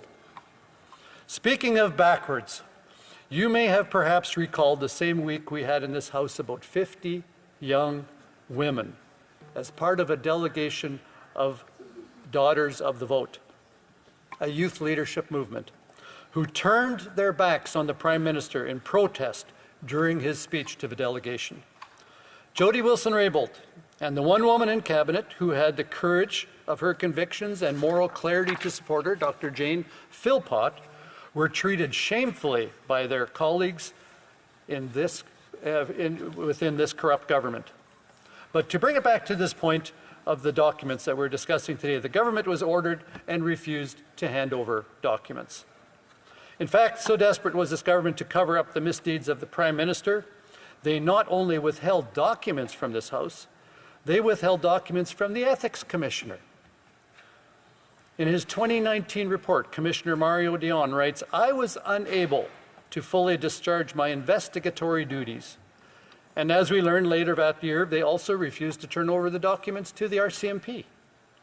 Documents released by the Democracy Watch via access to information show that the PMO, the Prime Minister's office, refused to hand over documents to the RCMP investigating the Prime Minister. I'm really not sure what's worse here. The fact that the PM, the Prime Minister, who so clearly believes he's above the law, stonewalled the RCMP and got away with it, or the fact that the RCMP under the disastrous former Commissioner Brenda Lucki let him get away with it. Section 139, subsection 2 of the Criminal Code of Canada states it is a criminal offence to obstruct, pervert, or defeat the course of justice. In attempting to get the Attorney General to change her mind by attempting to convince the highest-ranking prosecutor in the land to drop a criminal case for political reasons, it certainly appears that the Prime Minister and his staff were trying to obstruct justice. Yeah. In fact, if you look at the RCMP report, you can basically paraphrase it as follows. We didn't look at all the evidence because we couldn't get the evidence, because they wouldn't give us the evidence, but it's probably just as well. Well, that's shocking. And then we have the ArriveCan app scam, an app that should have cost $80,000 ballooned to $60 million. The RCMP again opened criminal investigations into the actions of its Liberal government. 13 of them at the last count, Mr. Speaker, 13 separate investigations. There are allegations of identity theft, fraudulent forged resumes, contractual theft, fraudulent billing, price fixing, collusion, all with senior bureaucrats in and appointed by this government. We could talk about the We Charity, nearly $1 billion handed over to an organization that paid nearly $500,000 to the Prime Minister's family and for a lavish vacation for the then Finance Minister. And just on a side note, the Finance Minister did repay the monies that he had been given for his vacation, or the cost of the vacation. And we could talk then about how COVID contracts, hundreds of millions of dollars, were handed out to Liberal cronies who got richer while Canadians had to suffer. We all remember the $237 million given to Baylis Medical, run by former Liberal donor and Member of Parliament Frank Baylis. Baylis donated tens of thousands of dollars to the Liberals, and man, did he ever get a return on that investment. $237 million contract to produce 10,000 ventilators which would normally cost about $13,700, he billed the Canadian government $23,750 a ventilator. If you do the math, Mr. Speaker, that's $100 million of profit, over and above a normal profit. And then another $422,000 from the Department of Industry, the same department at the heart of the Green Slush Fund. Frank Baylis, who, by the way, has also expressed an interest in recent days in running to replace the Prime Minister. Wow. And then there's the $84 million given to MCAP, the mortgage brokerage firm that employed the husband of Prime Minister's Chief of Staff, Katie Telford. Hundreds of millions of dollars from that period remain unaccounted for. By the way, can I just pause here and note the Liberal sponsorship scandal that brought down the last Liberal government was a mere $2 million. We know that taxes are up, we know costs are up, and now we know that scandals are up. It's not $2 million anymore, it's billions of dollars that we're talking about here. I guess Liberal inflation is even affecting scandals. Everything is either broken or more expensive under this Prime Minister. At the time, even the CBC called them out for it. And you know it's got to be bad for the Liberals when the radical ideologues and propagandists at the CBC are willing to bite the hand that feeds them. In the case of this government, generously feeds them, and then criticize that government. December the 7th, 2020, an aptly named series called The Big Spend started as follows, and the quote coming out of that is, the Prime Minister's government won't say who got billions of dollars in aid. While some payments have been revealed, the destination of billions of dollars in aid remains secret. And then she goes on to note with some irony that this Prime Minister ran on a promise of openness and transparency, a promise like so many that he has broken. Sunny ways, sunshine is the best medication, isn't it? It used to be blackface. Now it's black ink on the scores of documents that this Prime Minister seeks to hide from Parliament, from the authorities, and from Canadians. Every time they and their cronies get caught breaking the rules, they cover up and refuse to tell Canadians the truth. And now here we go again. Another scandal, more Liberal cronyism and corruption, another cover-up, more blacked out documents, more stonewalling. Well, what happened? The Liberals created a $1 billion slush fund for funding so-called green technology projects and programs. They appointed Liberal insiders to run the program. But instead of helping Canadians, we know they were busy helping themselves. Just like the ArriveCan, just like their crony COVID spending, Liberals helping Liberals get rich off the backs of struggling Canadians. Just like ArriveCan and SNC-Lavalin, the RCMP is investigating corruption in this government. True to form, as with previous investigations, the Liberals are blocking the RCMP from getting the documents they need to determine who in this government broke the law. Well, like the Prime Minister and 5 of his ministers before, the Liberals handpicked Chair of the Liberals' $1 billion Green Slush Fund, Annette Verschuren, broke the law. Canada's Ethics Commissioner has ruled that she violated Section 6, subsection 1 and 21 of the Conflict of Interest Act, finding that her actions furthered her private interests. To make matters worse, the Minister of Industry was warned of Verschuren's glaring conflict of interest, but allowed her to keep her position until she was forced to resign. She only did this after being exposed for wasting Canadian taxpayers' dollars on projects that benefited her financially. On top of this, the Auditor General also found that over $330 million in taxpayer money was paid out in 186 cases where a conflict of interest was deemed, with a Liberal appointed director funneling money to companies they owned, including Verschuren's. $59 million was given to ineligible projects that never should have been awarded any money at all. This is no small scandal, Mr. Speaker. This is a big deal. When this came to light, Conservatives took actions. Our job is to hold the government accountable, and that's what we are seeking to do with this privilege motion and this debate.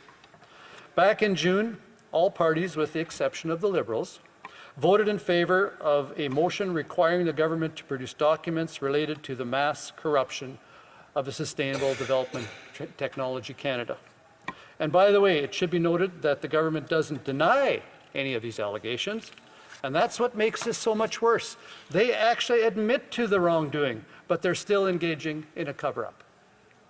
This House, a majority of the members of Parliament, the people's democratically elected representatives, demanded on behalf of Canadians that these documents be turned over. And rather than comply, the government handed over redacted documents, or in some cases refused to produce documents entirely. The rules of parliamentary privilege are clear. The House has the authority, very broad powers, to request whatever documents it wants. And it is up to this House to determine if those requests have been met to our satisfaction. And the House has determined that they have not. And so we sit here, day after day, asserting the moral right of this House on behalf of Canadians who sent us here and those who sent the government here, who the government has abandoned. The Canadians whose money and trust they have treated with such carelessness and disdain. And we demand answers. We demand accountability. Another scandal, criminal in its nature. $400 million worth of conflicts of interest. The same model, the same players, the same refrain of denials and distractions from the government benches. It's just sad. And the saddest part of all is that we'll probably be here again. Not sure if it'll be the $10 billion conflict of interest they're setting up with Mark Carney, or on a much lesser scale, maybe the real Randy will finally stand up. Maybe the Prime Minister will finally tell us the truth about China. I don't know. But I do know, as long as these Liberals are in power, we'll be back here again soon, doing something very similar as to what we're doing right now. The latest scandal has paralyzed the House of Commons from being able to deal with the issues that families are facing right here in Canada, right here in Ottawa, like the cost of living, food inflation, and the crime and the chaos that are rampant in our streets. We know that everything's up, Mr. Speaker. My residents in Provencher, my constituents in Provencher, they know it. They talk to me about how their taxes are up. They talk to me about how all the costs of everything that they have to buy is up. They talk to me about their crime is up, especially rural crime. And then they add on, and I think the Liberals' time is up too. And I can't disagree with them. I have to agree with them. I think too, they've exceeded their shelf life, and their best before date has come and gone if there ever even was one. So as a result of this government's entitled attitude towards accountability, we have crime and chaos in government.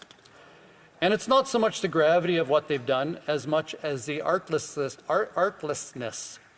the utter brazenness, the regularity of, and the apathy towards their misdeeds that has even the most jaded Canadians scratching their heads in disbelief. What started with a simple flouting of ethics rules for the Prime Minister with his taxpayer-funded vacation to a lobbyist's private island, for which he received the dubious distinction of being the only sitting Prime Minister in Canadian history to be found guilty of violating ethics laws, quickly unfolded a pattern of cronyism, corruption, and cover-ups, ethical violations by the Prime Minister and his ministers and others in their government that is unprecedented in the history of Canadian politics. You know, there's a saying, Mr. Speaker, and I read it again just recently, anyone that can be trusted with a little will be trusted with a lot. And we've seen that over and over again in this Liberal government. You want to give them trust because we as members of Parliament know how important trust is. We expect our constituents to place their trust in us, that we are going to bring their cares and concerns to this Parliament, to this House, to debate vigorously, to defend them, to defend their rights, to uphold the integrity of this place. And we do that day after day after day. And they expect that of us. And we know that that trust that they place on us is not something that we can take for granted, because trust can be broken. And when trust is broken, it's very, very difficult to repair. But if we can be trusted in the little things, these big things that we're talking about today wouldn't even be an issue here, because we know that that trust would carry on even to the big things.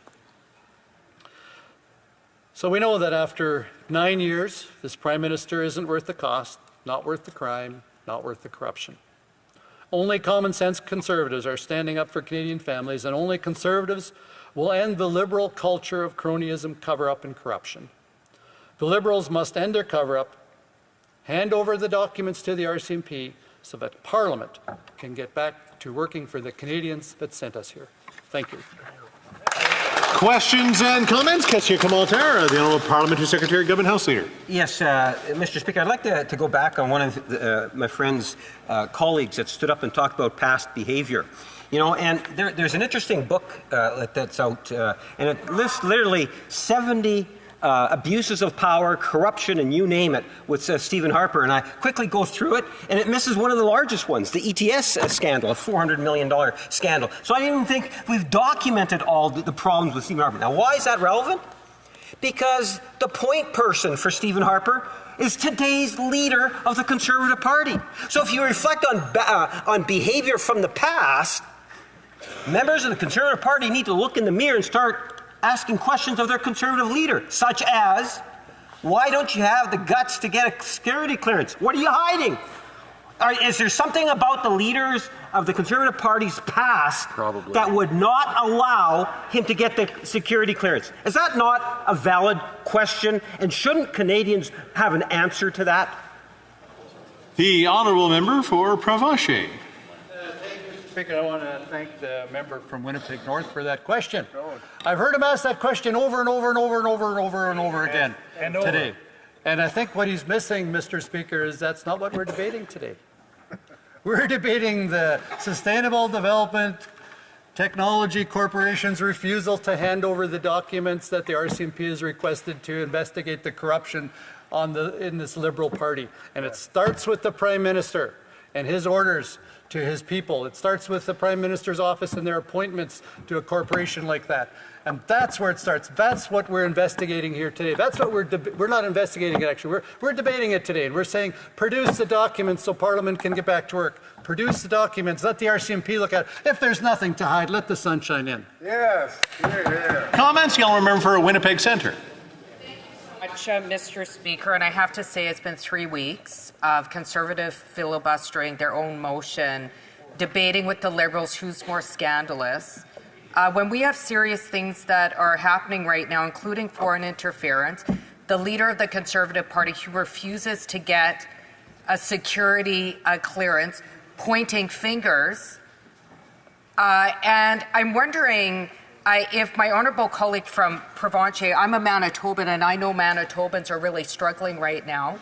The honourable member from Provencher who voted against a guaranteed livable basic income, voted against a school meal program, voted against pharmacare, voted against dental care. They're talking about Canadians who are struggling. I always hear them talk about food banks. And now they're heckling me, calling me a socialist for trying to help people with the cost of living. I'm wondering if my colleague's ready to get back to work or if he's going to keep playing partisan games on the backs of Canadians. Thank you. The Honourable Member for Provencher. Thank you, Mr. Speaker, and I want to thank the member from Winnipeg Centre for giving me this opportunity to respond to her. She asked the same question that the member from Winnipeg North did. And I think she thinks she's in a different debate here than what she is. But I will tell her this one thing. She talks about her constituents. And inside of her constituency is an organization run by my good friend Kent Duick, who has passed away. It's called Inner City Youth Alive. And for 25 years, he's worked with the youth in her riding to bring them hope and healing from addiction and drugs. And he this last weekend received an award from Scott Gillingham, the mayor of the city of Winnipeg, for the good work that he's doing in her riding, which she should be doing, and she's not. She's not freeing them. There was also another organization in her riding run by Steve Polson, and that's called Adult and Teen Challenge, and I visited that in her riding, and they deal with individuals struggling with addictions to substances, alcohol and drugs and crime. And they're helping these individuals out of that lifestyle and to get a job and to be productive, contributing members of society. That's what's happening in her riding. She has nothing to do with that. Then comments, the Honourable Member for Renfrew, Nipissing, Pembroke. Can Canadians have lived this nightmare before, this nightmare on Wellington Street. We had the situation where we had 2 doctors at the level 4 laboratory in Winnipeg take deadly viruses over to Wuhan, China, and then in 2019 they were arrested. By the time 2020 rolled around and 2021, we finally had enough to establish that we needed the production of documents then. And at that point in time, this government also refused to provide the documents. They went so far as to sue the Speaker of the House. And then what happened after that? They called an election to get out of it. Why don't you call a carbon tax election now? The honourable member for Provencher. Thank you.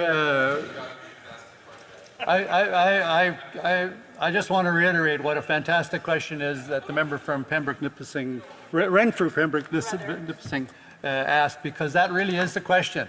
That really is the question. Why not just call the carbon tax election? We'll let Canadians decide if they trust these Liberals anymore, or whether they want a total reset and put Conservatives back in place.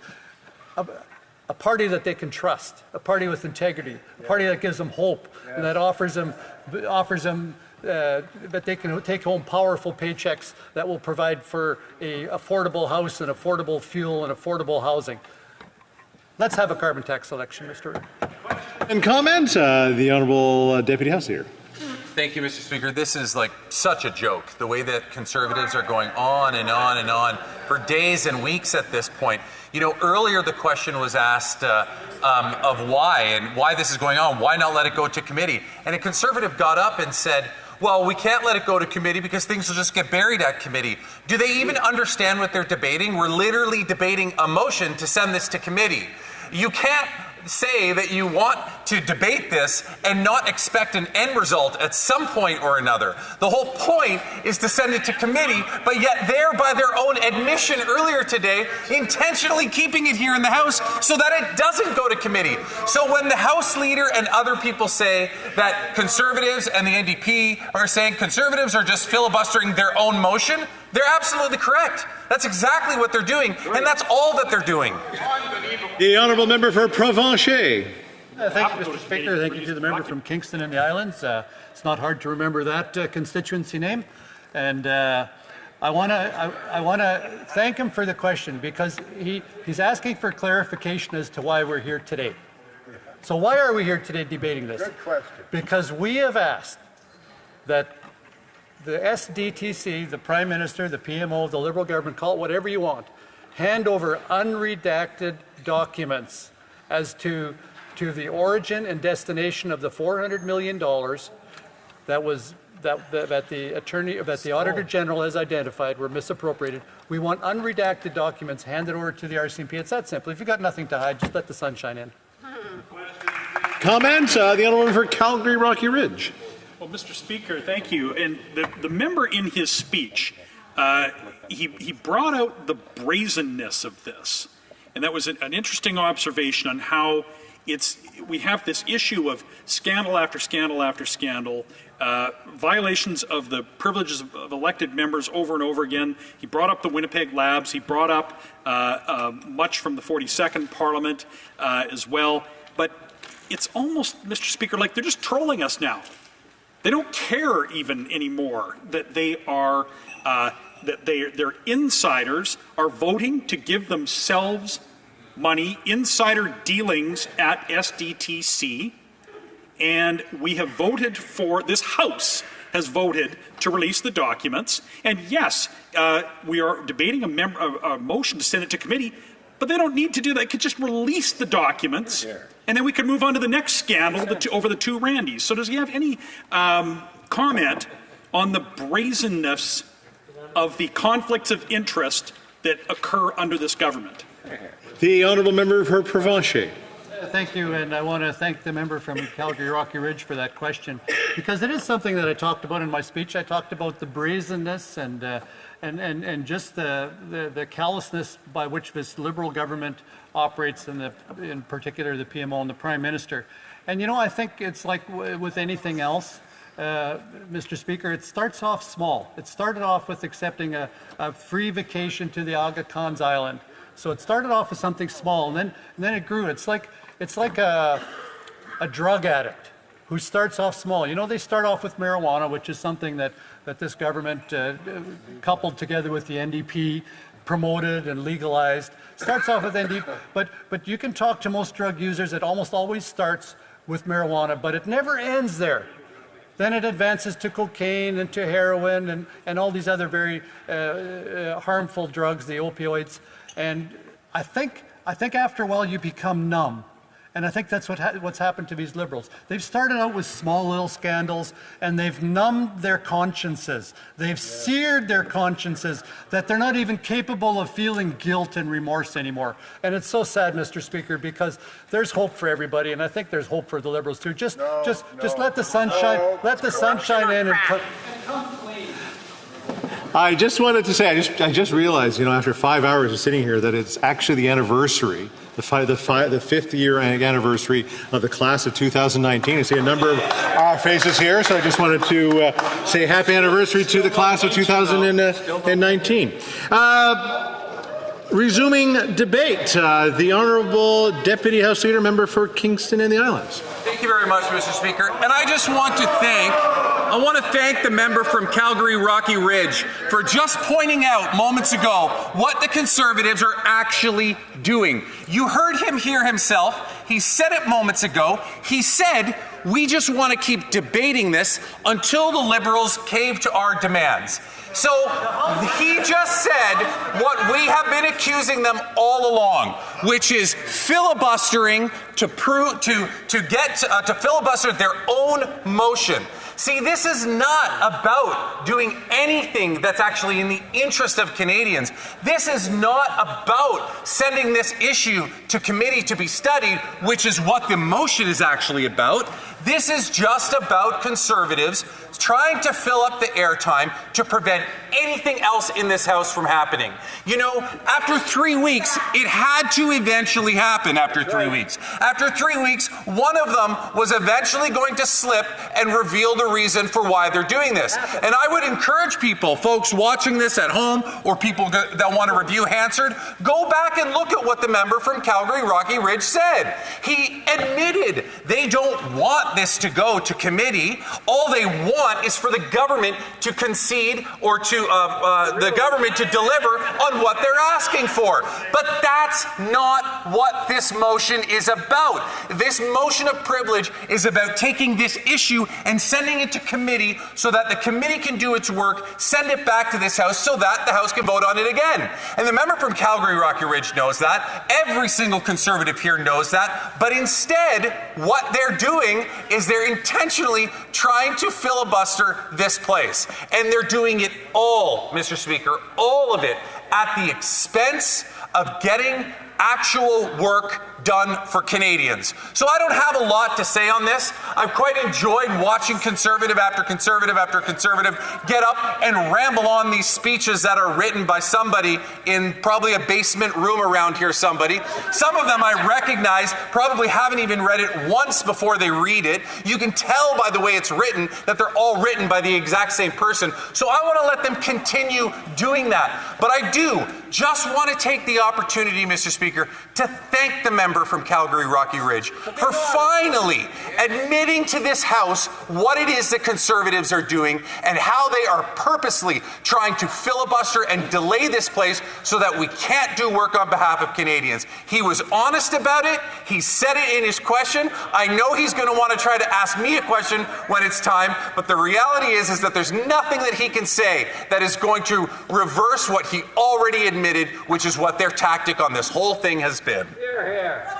So questions and comments, 10 minutes worth. The Honourable Member for Calgary Rocky Ridge. Thank you, Mr. Speaker. And obviously he didn't listen to my speech this morning where I actually expanded on the topic of the nature of this debate quite extensively.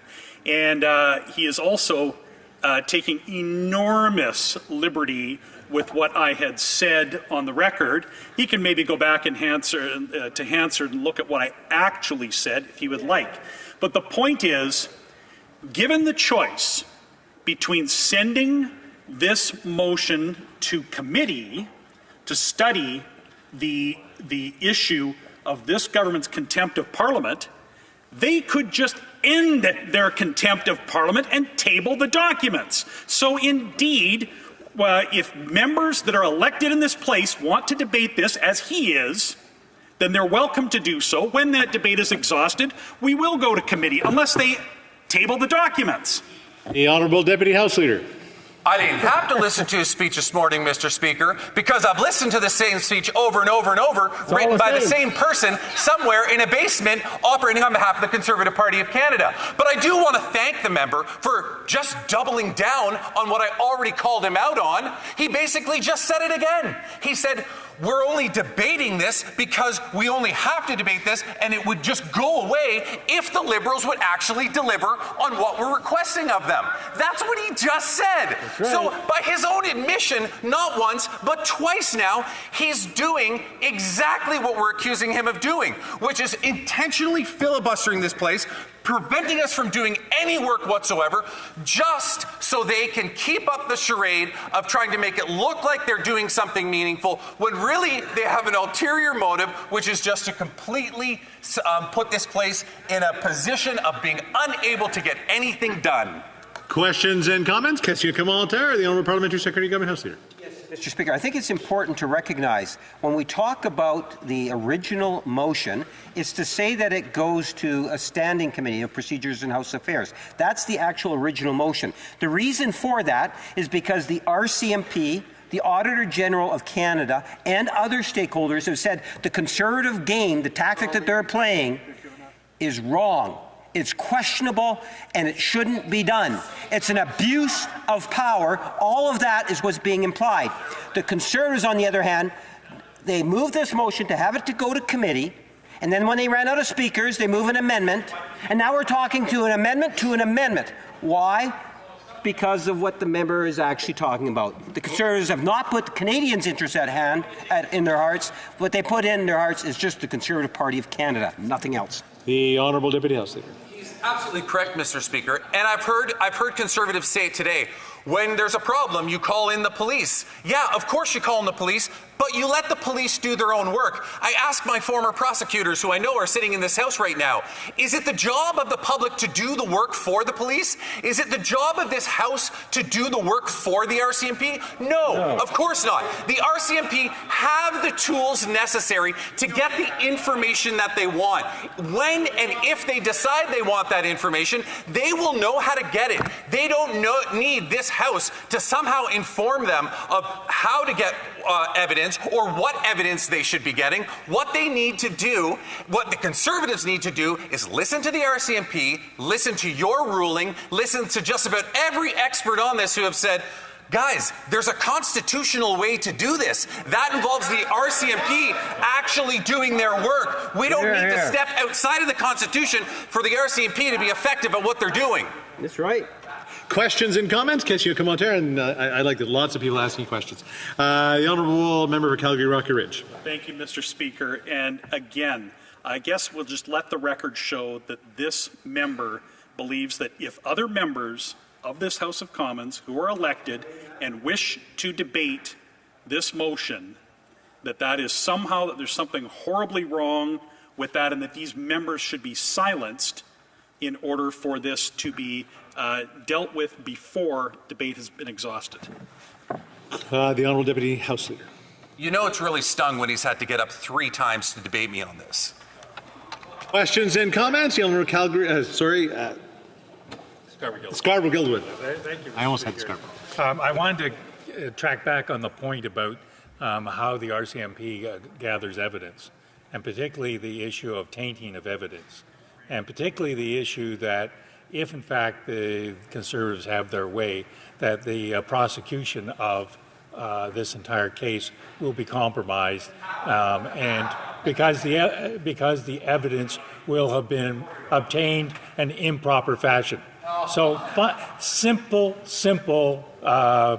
legal procedure which doesn't seem to be understood by the other side, is that if they proceed in the fashion that they intend to, then the entire prosecution, if there is one, will be compromised. Well, member for Kingston and the Islands. Do you know what I find most alarming about what I just heard there? Was a member from Kamloops Thompson Caribou, a former prosecutor, who was heckling, how, when the member from Scarborough was trying to inform people about why it might be improperly gathered evidence. And he's absolutely correct. But we don't need to take this from the member from Scarborough or from myself. Listen to the RCMP who are saying that. Listen to your ruling, Mr. Speaker, who are saying that. Listen to the countless experts who are saying the exact same thing. They're saying, we have an opportunity to get this information. We know how to collect evidence. We don't need Parliament telling us how to collect evidence or what evidence we should be gathering. The RCMP is very capable, Mr. Speaker, of doing their job. They know what to do, how to do it, and are very effective at it. They certainly don't need the member from Kamloops Thompson Caribou or the member from Rocky Ridge or the entire Conservative caucus leading the investigation for them. They know what they're doing, and I have great confidence in them, and I hope my Conservative colleagues would feel the same way. Questions and comments? Kamloops Thompson Caribou. Always a pleasure to rise on behalf of the people from Kamloops Thompson Caribou. I'm really glad to see that the member from Kingston and the Islands has really got his gusto back after his 2-week hiatus given the whole Canada thing. Be that as it may, I'm wondering, could he tell us what charter rights are engaged, given that he's come into this place and told us how the law works? I'm curious, what charter rights are engaged and how would they impact a potential prosecution? Just the charter section numbers, please. The Honourable Deputy House Leader. Mr. Speaker, see, this is the problem with Conservatives. This is what they're continually doing. I don't have to. Order. Let the Honourable Deputy House Leader respond.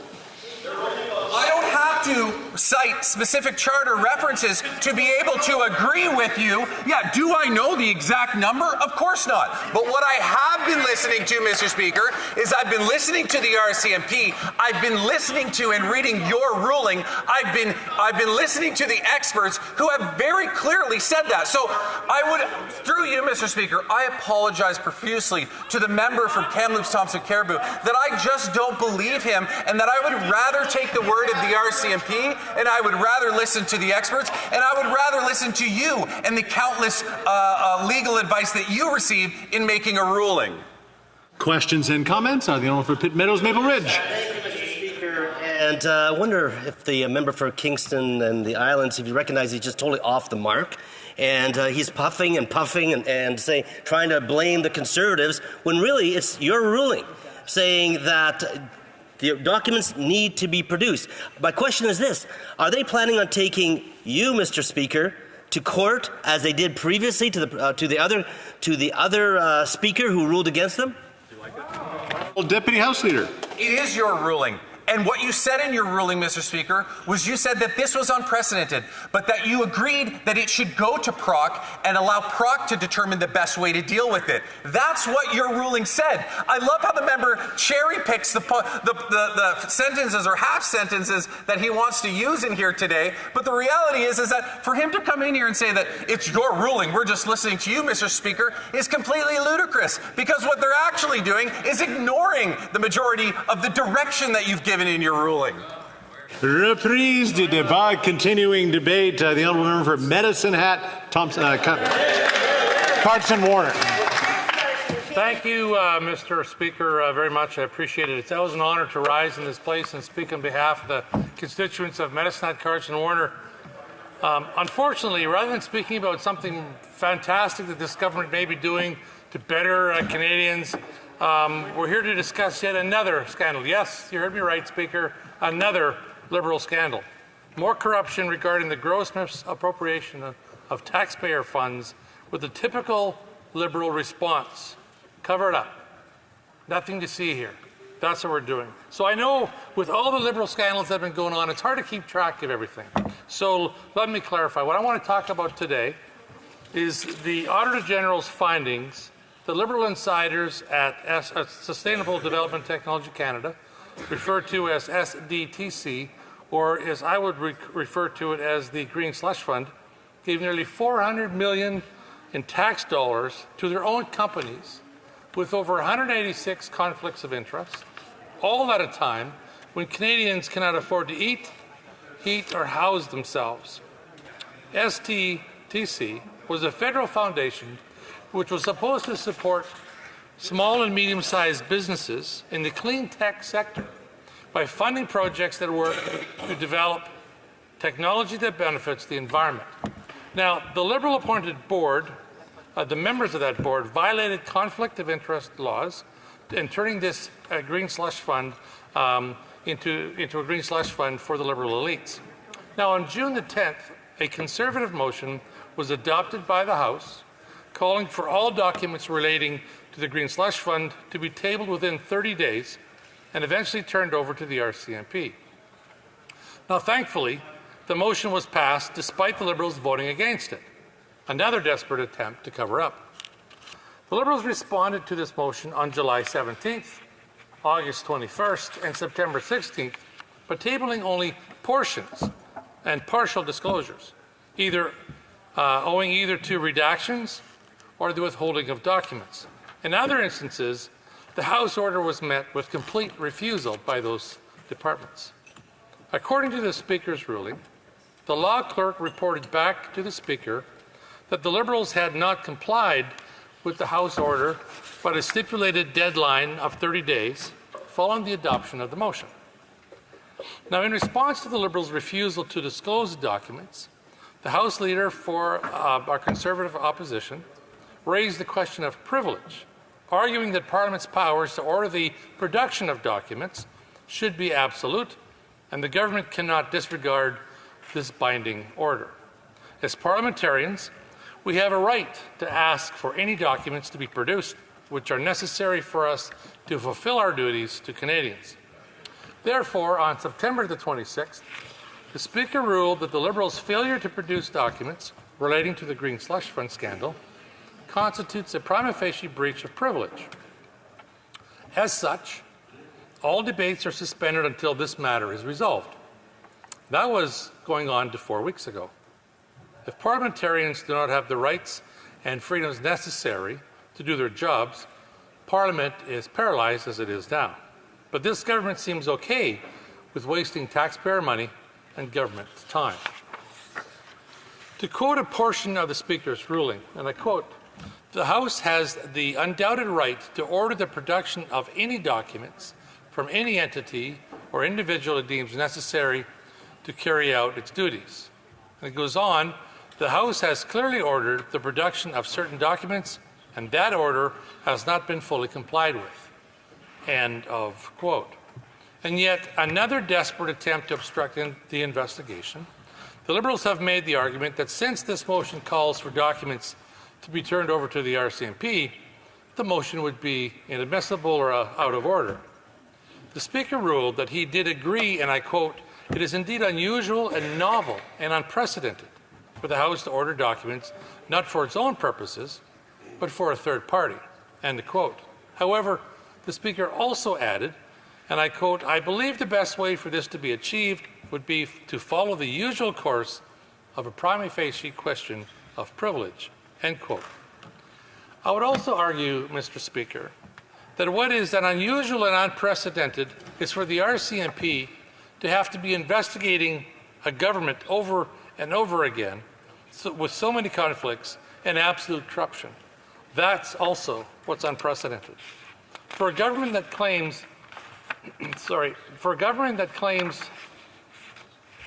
to not be responsible for this scandal, to then go to such lengths to try and cover it up, instead of fighting on behalf of Canadians to get the truth out, makes no sense to me.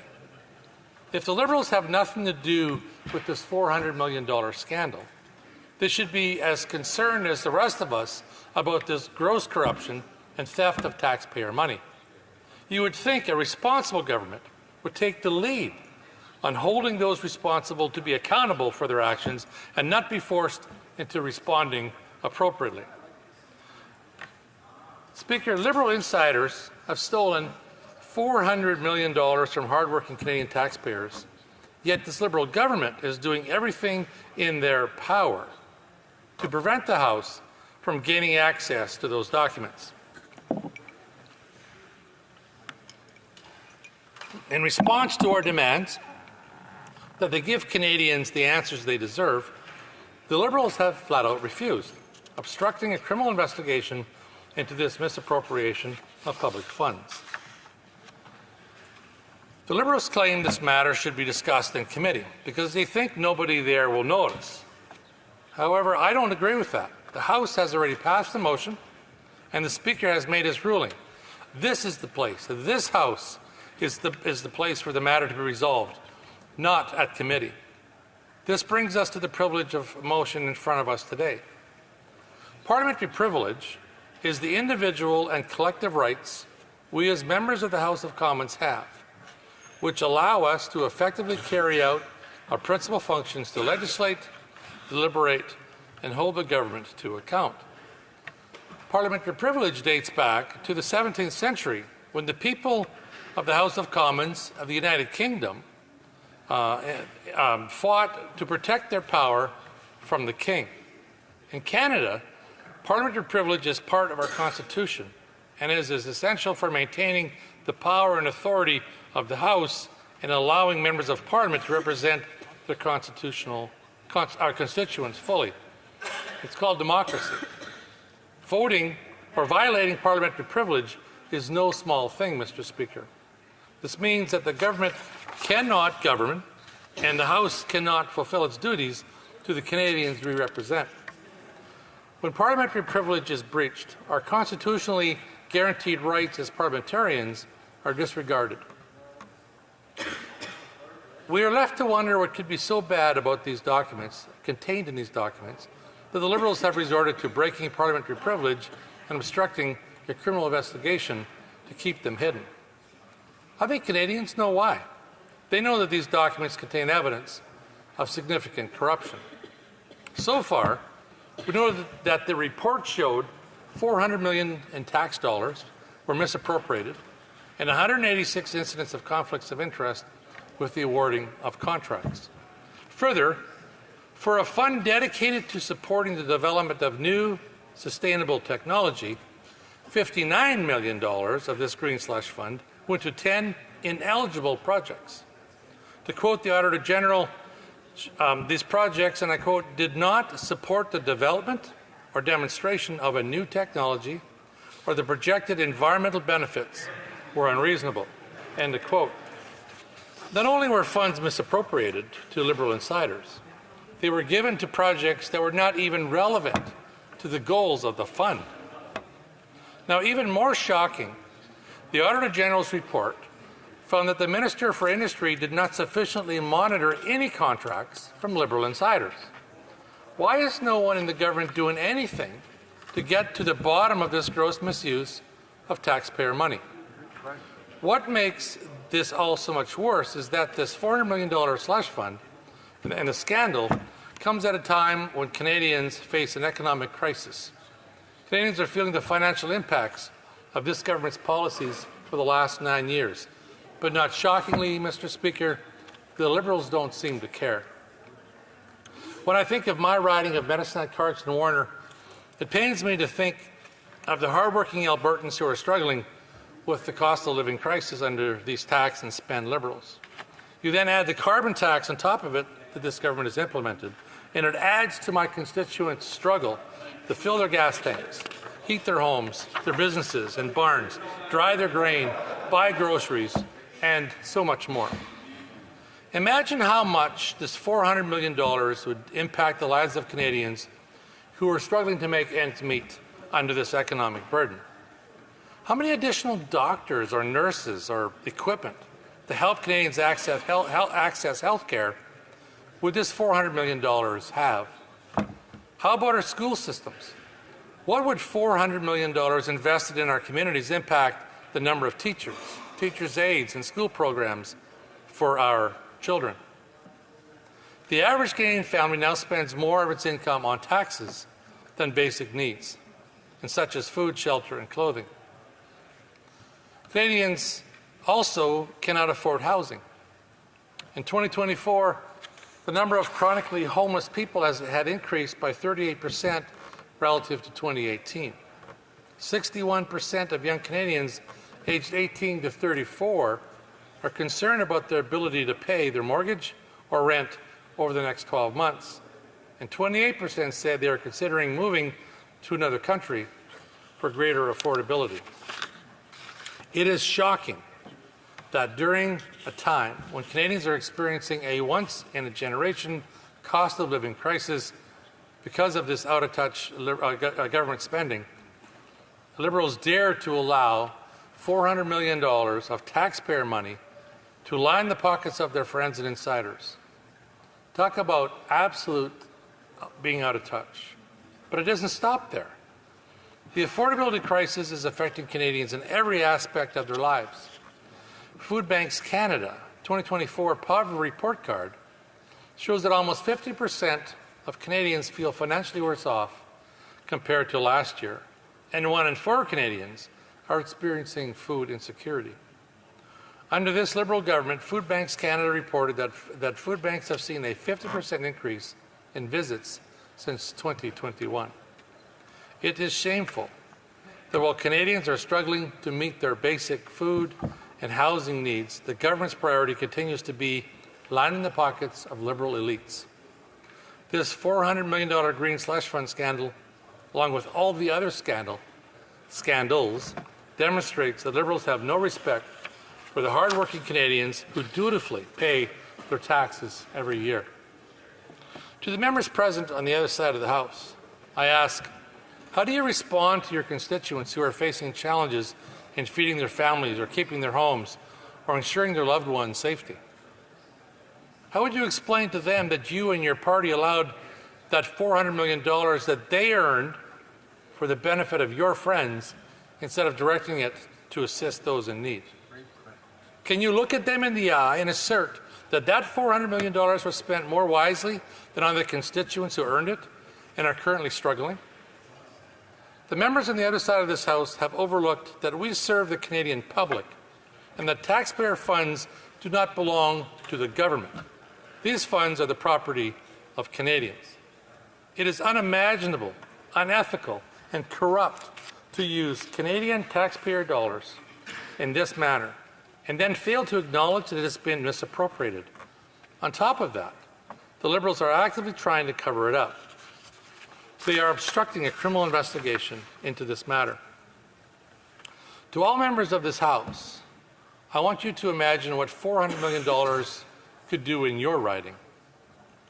Unfortunately for Canadians, on top of the misappropriating of $400 million, the Liberals are stalling the work of this House on important issues by refusing to cooperate and effectively paralyzing the Parliament, sidelining our efforts to tackle the rising cost of housing, food inflation, and the issues of crime that Canadians care about.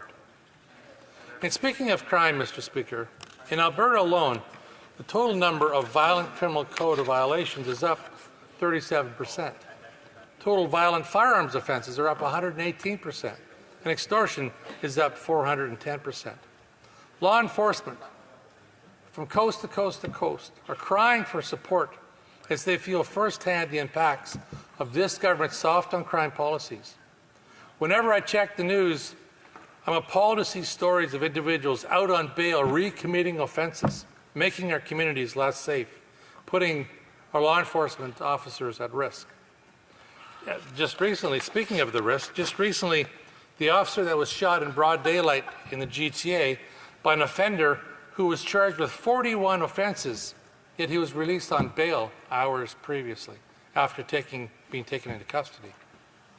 That $400 million given to Liberal insiders could have been invested in making our streets safer. But oh no, no, no. Liberals thought the money was better spent on their friends. Canadians are worried about increased theft and crime rates. They shouldn't have to worry about their government stealing from them too. There's also a drug crisis across the entire country. 47,000 people have died from opioid-related deaths in this country in the last 9 years. 47,000. That is more deaths from opioids alone than all the Canadians who died in the Second World War. Think about that. That's inconceivable. And that is all thanks to the Liberal failed approach to the so-called safe supply and tax-funded drugs. Can you imagine how much good $400 million could do for treating those with mental health and addiction struggles? In addition to issues faced at home, the Prime Minister and his Liberal government have embarrassed Canadians on the world stage. 3 months ago, the Liberal defence policy update revealed that Canada is nowhere close to its 2% NATO commitments. And now that's hardly comes close. It comes as a surprise from a government that has repeatedly failed the Canadian Armed Forces in recruitment, procurement, and every other way. We are short almost 16,000 troops, with a further 10,000 undertrained and undeployable. Our warships are rusting out. Our fighter jets are worn out. And entire air squadrons have been shut down because they don't have enough personnel. If this government had been serious about our national defence, it could have committed the $400 million to support our troops and come a little closer to meeting our NATO goals. I really wonder what the NDP Liberals have done right in the last 9 years. Things are clear. Crime is up, costs are up, and quite frankly, Mr. Speaker, I think times are up. Canadians are sick of the rising costs of crime, chaos, corruption, and international embarrassment. Canadians are ready for a change, for a government that will bring common sense leadership back to this country. On this side of the House, we're ready to form a government that will work for Canadians, not steal from them. We will reduce the cost of living, reward work and investment. Conservatives are ready to fix the budget by cutting waste, capping spending, investing in economic growth, and cutting taxes. We will reduce bureaucracy, sell off federal buildings, and invest in the building trades so that we can build homes. We will repeal senseless, soft-on-crime policies and catch-and-release laws, reinforce our borders, and stand up for law-abiding firearm owners, focus on the real criminals, and improve our national security. When we form government, Speaker, we will ensure accountability and transparency. Canadians deserve to know where and how taxpayer money is being spent. These matters involving the Green Slush Fund are criminal, and an investigation is needed and expected by Canadians. The government needs to come clean with Canadians and finally reveal the truth. Mr. Speaker, it's time for this government to end the cover-up and corruption and provide the documents so Parliament can get working for Canadians. Thank you very much. Questions and comments? Question commentaire. The honourable member for Scarborough-Guildwood. Thank you, Mr. Speaker. And I want to direct my comments to my friend who was or is a former police officer, former RCMP police officer, and in particular, I wanted to direct his attention to a letter by Mike Duchesne, the RCMP commissioner. And I'm going to work on the assumption that as a police officer and as a member of this chamber, that he wishes to see justice, that he wishes to see the perpetrators of this alleged crime brought to court, and he wishes to see a successful prosecution.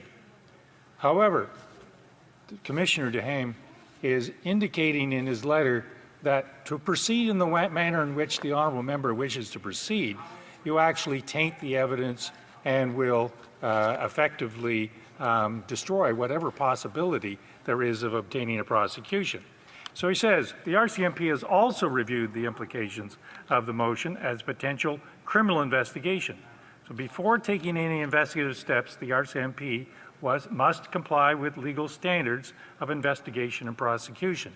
For the reasons set out above, the RCMP's ability to receive and use the information obtained through this production order and under the compulsory powers give rise to concerns under the Canadian Charter of Rights and Freedoms. It is therefore highly unlikely that any information obtained by the RCMP under the motion where privacy interests exist could be used to support a criminal prosecution or further criminal investigation. In other words, Mr. Speaker, if this motion proceeds in the way the honourable member wishes it to do, there's no chance. The honourable member for Medicine Hat, Carson Warner. Thank you very much, Mr. Speaker, and thank you to my friend across the way. While I have a lot of respect for Commissioner Duhaime, it appears that decision was actually read by a lawyer in the PMO's office, that response. Quite honestly, listen, it's very easy to understand. You would think that the Government of Canada should be the complainant in the fact that $400 million was misappropriated under their watch. Now, when I did investigations, and I was not in the RCMP, I was in the Municipal Police Service, a great one, a complainant turns over documents to police to investigate. The government is not acting like a complainant in this matter. They're acting like an accused. So, and that's what's going on here. The government has reason to be concerned about the evidence being gathered if they're the accused. But let's hope, the fact that they aren't returning stuff over gives me. No, Speaker, he asked for almost 2 minutes a question, so I'm going to take some time to answer. I'm sorry. This government has a responsibility to turn over evidence. Now, if they acted as the accused, here's the evidence. The police can get an order to obtain the evidence from the House of Commons. That's not unreasonable. That, in my opinion, would taint no one's charter. It would not taint an investigation. It would not lead to any legal precedent. That would not allow someone to have a fair prosecution of a case. Unless, of course, it's the government and members in the government themselves who are at fault. And if these documents continue to be withheld, it would lead me to believe that there's someone in government who has a lot to hide, and they better get themselves a good lawyer. Questions and comments? The member for Winnipeg Centre. Thank you, Mr. Speaker. And again, this Conservative filibuster trying to figure out who's more scandalous, the Liberals or the Conservatives. I would argue both, because I also have some answers that I want. This week, my honourable colleague here was a former RCMP member, and the RCMP obtained evidence that demonstrates 4 very serious issues, and I'm going to read them verbatim. Violent extremism impacting both countries in regards to India. 2, links tying agents of the government of India to homicides and violent acts. 3, the use of organized crime to create a perception of an unsafe environment targeting the South Asian community in Canada. And 4, interference into democratic processes. Now, we're talking about justice, and we're talking about getting to the root of things, and it brings to the question, why won't the leader of the Conservative Party, the member of Carleton, why won't he get his security clearance? Why won't the member of Carleton get his security clearance to find out who in his party has been implicated potentially in foreign interference? Why, Mr. Speaker? The honourable member for Medicine Hat, Carson Warner. Well, thank you, Mr. Speaker, and thank you to my friend from Winnipeg for the question. I guess a number of issues come up with this particular issue. I think it's important to realize that it has been made very, very clear that if the leader of the opposition, or a leader of any party, other than the Prime Minister in his role, receives this security clearance to have access to the names of who might be wittingly involved in foreign interference, they are gagged. They're effectively impossible to answer questions, or impossible to deal with it. In fact, and I'll quote the Department Secretary, the Chief of Staff to the Prime Minister, also said, and I will quote, "The information in any manner the recipient is prevented from using the information in any manner, even were it in the case both briefing political parties on sensitive intelligence regarding MP could put the leader or representative of a political party in a tough position because any decision affecting the MP might have to be made without giving them due process." So it's important to realize that all these accusations, the Prime Minister grandstanding at the Hague under oath where he misled the Canadian public, if he has all this information, why doesn't he release the names? Why isn't he releasing the names? And if there's conservatives on it, we'll deal with it. But you know what the problem is? I think what the Prime Minister knows by the names is that his own party has some skeletons in the closet. And the fact, I support our leader not taking this because he then can act and can speak. And being gagged is another trick that this government wants Canadians to not be aware of. Questions and comments? The honourable for Calgary Rocky Ridge. Thank you, Mr. Speaker. Now, back to the response that the member for Medicine Hat, Cardston Warner gave to the member for Scarborough, Guildwood. He raised a question that actually was for the arguments to be made on the original motion that this House has already pronounced on. So that ship has sailed, whether or not Parliament should receive the documents. The question now is around contempt and around this government's refusal to comply with an order of Parliament, not whether or not they should. So if the member take whatever time he's got here to get us back to the actual debate here around the fact that this government has refused an order of this Parliament, not whether or not this government should comply with it. Member for Medicine Hat, Cardston Warner. Thank you very much, Speaker, and thank you to my colleague from Calgary Rocky Ridge. Particularly, I also enjoyed his intervention earlier today, and it's along those same lines. Canadians are wondering why the contempt? Why is there a government? Why have they taken this position? The Speaker has already ruled, as my colleague has indicated, that the documents need to be produced, unredacted, produced.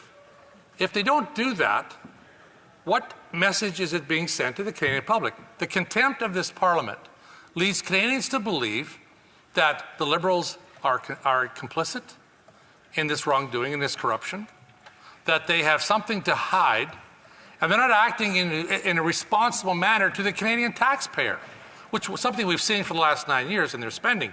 But all the cover-ups and all the contempt really sour the Canadian public even more than they have already to the current condition of this government and the fact that they can't be trusted. They can't be trusted. Thank you. And if we have a very, very short one, the Honourable Parliamentary Secretary of Government House. Mr. Speaker, I'm wondering if the member opposite would apologize for his comment when he made reference to the Chief Commissioner and the letter that he has provided. He implied in his comments that it was the Prime Minister's office that would have written that letter, and I think he owes the RCMP an apology for making that assertion. Well, member for Medicine Hat, Cardston Warner.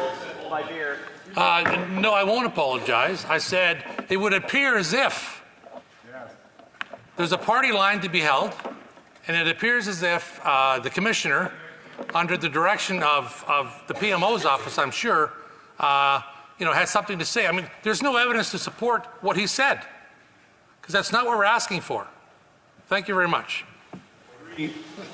Point of order, the Honourable Parliamentary Secretary of Government House Leader. Yes, Mr. Speaker, there have been discussions amongst the parties, and if you seek it, I believe you'll find unanimous consent for the following motion, that notwithstanding any standing order, special order, or usual practice of the House during the debate pursuant to Standing Order 52 later this day, no quorum calls, dilatory motions, or requests for unanimous consent shall be received by the Chair. Que tous ceux qui s'opposent à ce que l'honorable député. All those opposed will please say nay. Let's hear the terms of the motion. All those opposed to the motion will please say nay. Motion is carried. Resuming debate, the Honourable Member for Peace River Westlock. Well, thank you, Mr. Speaker, and it's my privilege to rise today to represent the good people of Peace River Westlock in the House of Commons and to bring my voice and their voice to the debate, the privilege debate. Now, Mr. Speaker, the term privilege is kind of common parlance these days, and folks talk about their privilege and things like that. And sitting in this seat is a privilege. Being a member of Parliament is a privilege, and it comes with privileges. And one of the privileges of being a member of parliament is you get to ask pointed questions to the government. And so that is essentially what, that kind of sums up what the privilege debate that we're having here today is that the House of Commons, the members of parliament, people sent here elected by their constituents, come to this place to hold the government to account, to ask government tough questions, and to demand rationale for why things happen or don't happen. And that's what we're after here today. And this debate comes to the fundamental role of what Parliament is. Parliament is a check and balance on government. Now, it's a little bit confusing. Lots of times, I'm sure this happens to you, Mr. Speaker, as well, is that folks come along and they say, well, you're a part of the government. And I always correct them and say, well, I hope to be soon. Hope to be soon. But at this point, I'm a member of the opposition. And so I sit in the government. Now, it's a little bit confusing because government lives in the legislative body in our parliamentary system. But the government is really captured by the cabinet and the prime minister, and then the apparatuses of government outside of this place. And it's our job as members of parliament to hold the government to account, to make sure that government is doing the things that it ought to be doing.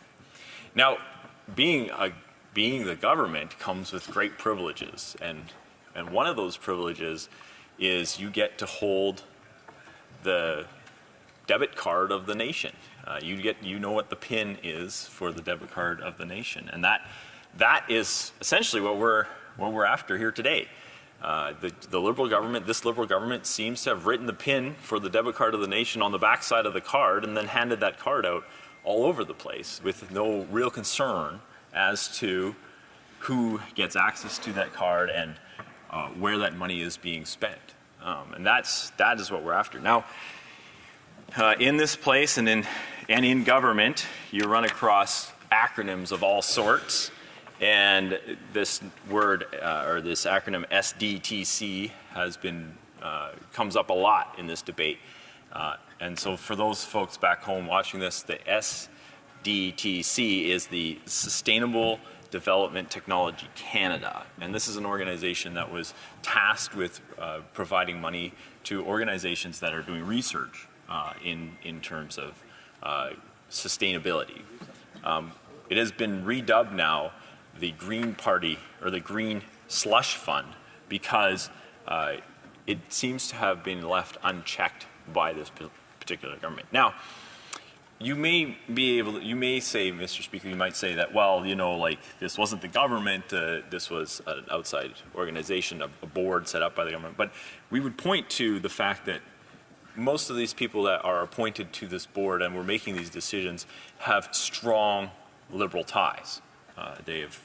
In many cases, being appointed to this board seems to have been a reward for past loyalties. And so that has been pointed out a lot.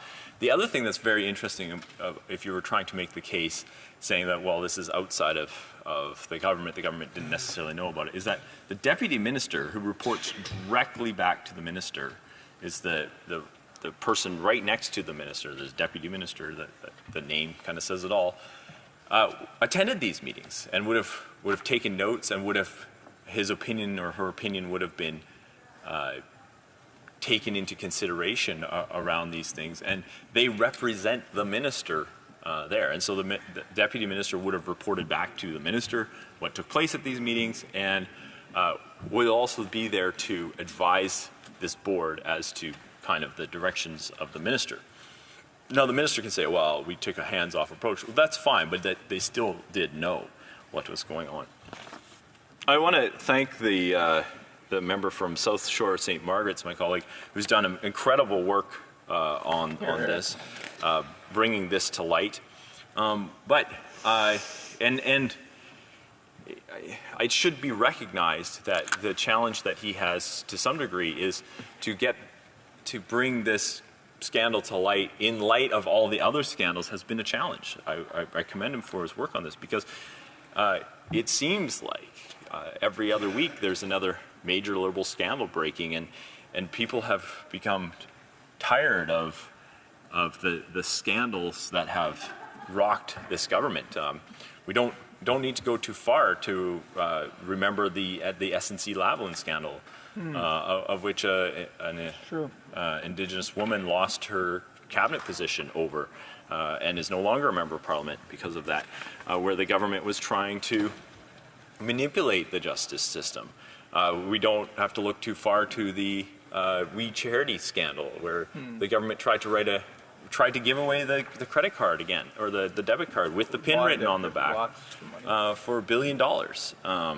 Again, with no accountability. Then we have the Baylis medical scandal. Well, for those who don't know the Baylis medical scandal is where there was a former member of Parliament, Mr. Baylis, owned this company, Frank Baylis owned this company, and his company got a contract to supply to the government ventilators during the COVID. Now, rumor has it these ventilators were never used. These ventilators were not approved by Health Canada, and yet the government bought $200 million worth of ventilators. 237. Correct. So it's $237 million. I'm being corrected by my colleague here. $237 million worth of ventilators that appear to have never been used and were not approved by Health Canada as useful in Canada. So this is the level of corruption that we are dealing with. And so again, I take my hat off to the member from South Shore St. Margaret for finding this next one. I should mention as well the ArriveCan app scandal, of where an app that should have costed no more than $200,000 ended up costing the government $60 million. Again, like I pointed out at the beginning of my speech, Mr. Chair, around the fact that being the government, being the Prime Minister, being the cabinet, you are responsible for the debit card of the nation, and they have appeared to have written the PIN on the back of that debit card and handed that debit card out wherever they went. And when the scandal ensues, they say, "Oh, we didn't know about it," or those are well-meaning Canadians that have abused the Canadian debit card. And so we have that. This goes right back to the very beginning, though. The level of Liberal scandal already right after this in 2015, when the Prime Minister became the Prime Minister.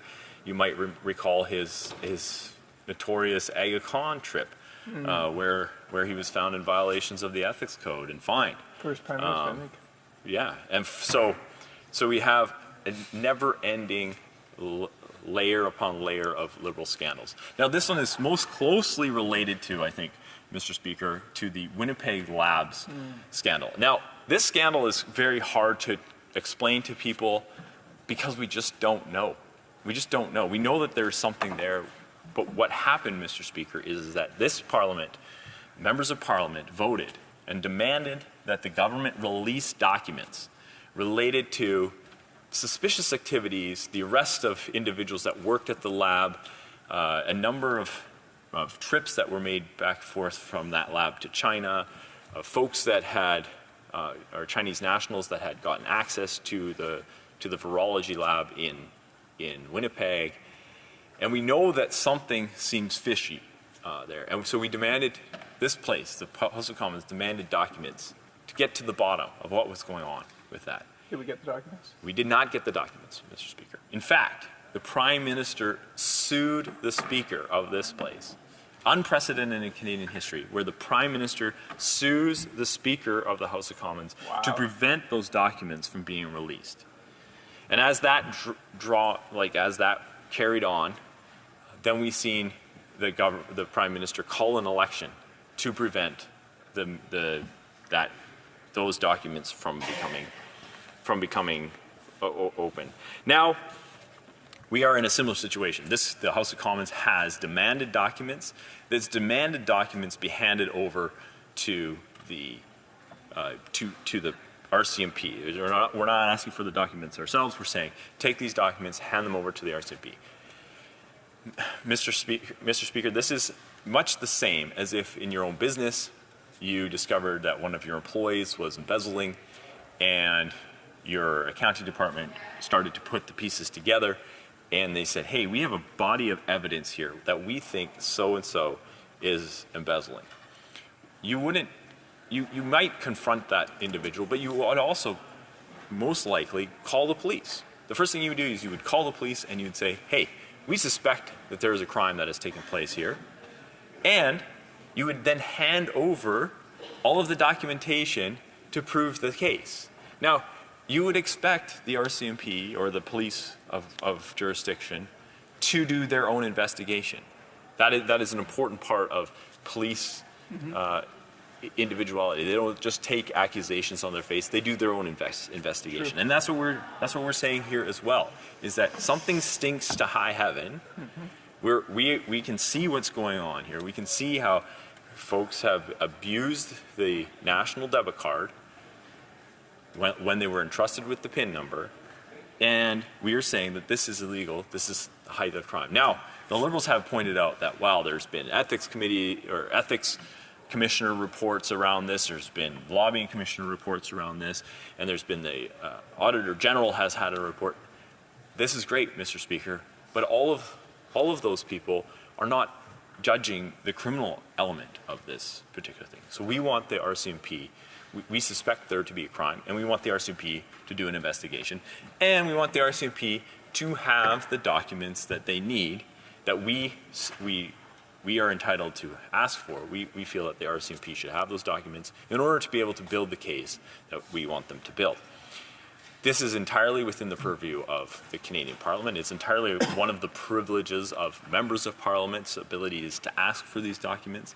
And it begs the question, in much the same way as the Winnipeg Labs case, what are they hiding? Right? As we still don't know what they were hiding in the Winnipeg Lab case, what are they hiding in this case? At first, the Liberals have quite honestly, Mr. Speaker, been all over the place on this. At first they said, oh, this is like an arm's length organization, we know nothing about it. Then they said, oh, now we're violating people's charter rights. And now they're just saying, well, this is grinding the House to a halt and things like that. And we would agree with that this is grinding the House to a halt. The privileges of members of Parliament is an important thing to debate, and an easy solution for the impasse that we see here today would be for the government to release the documents to the RCMP so that we can have, so that we can see or we can hand those off to the RCMP. Now, Mr. Speaker, what is the crux of the matter here? It's an interesting. There's a board of directors responsible for $1 billion of grant money being handed out. Wow.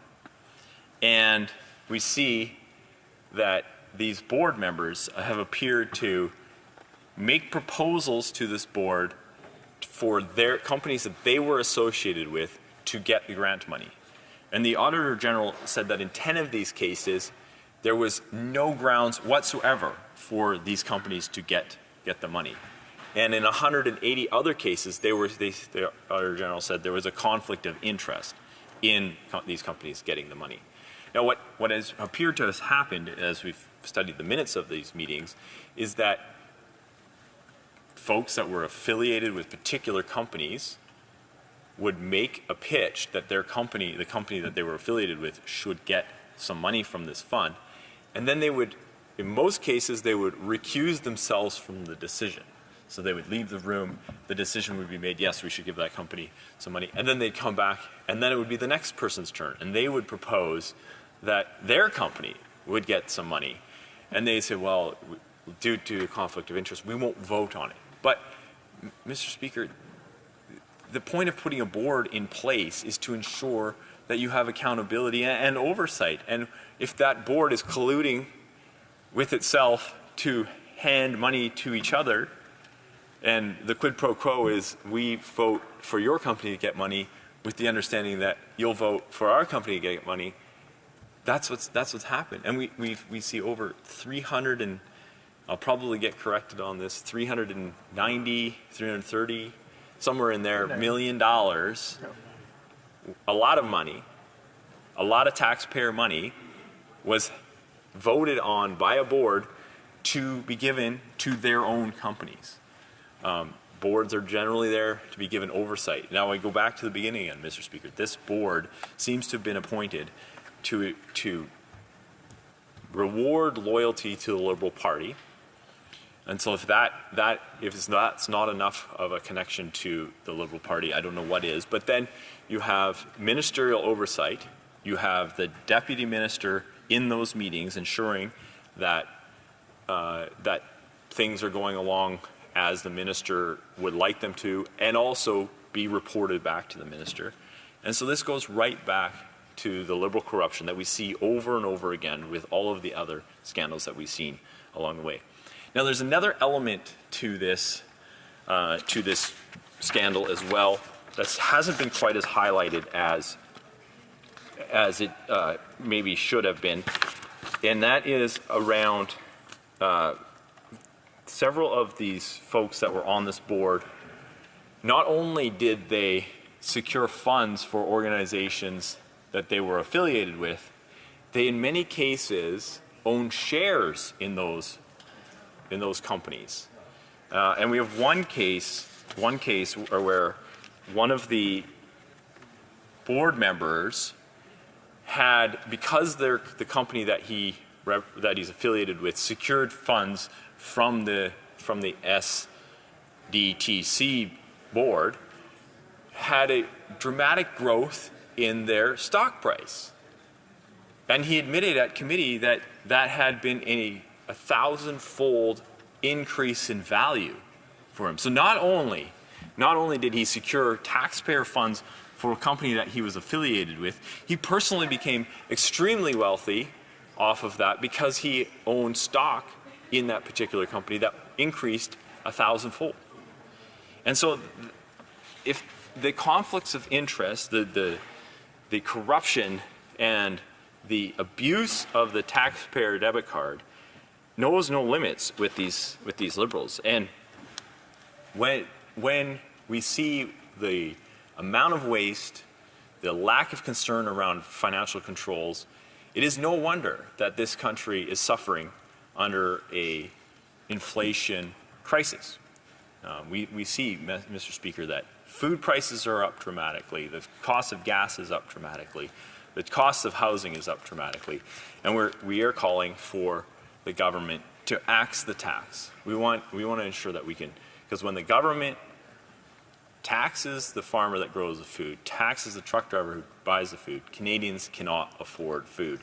And we think that it is time for a carbon tax election so that Canadians can see the hope on the horizon, that they can see a return to normalcy, that we can see a government that understands that the privileges of governing and the privileges of controlling the country's debit card and the PIN that comes with it is important, and that we need to ensure that our finances are respected, and that we're not allowing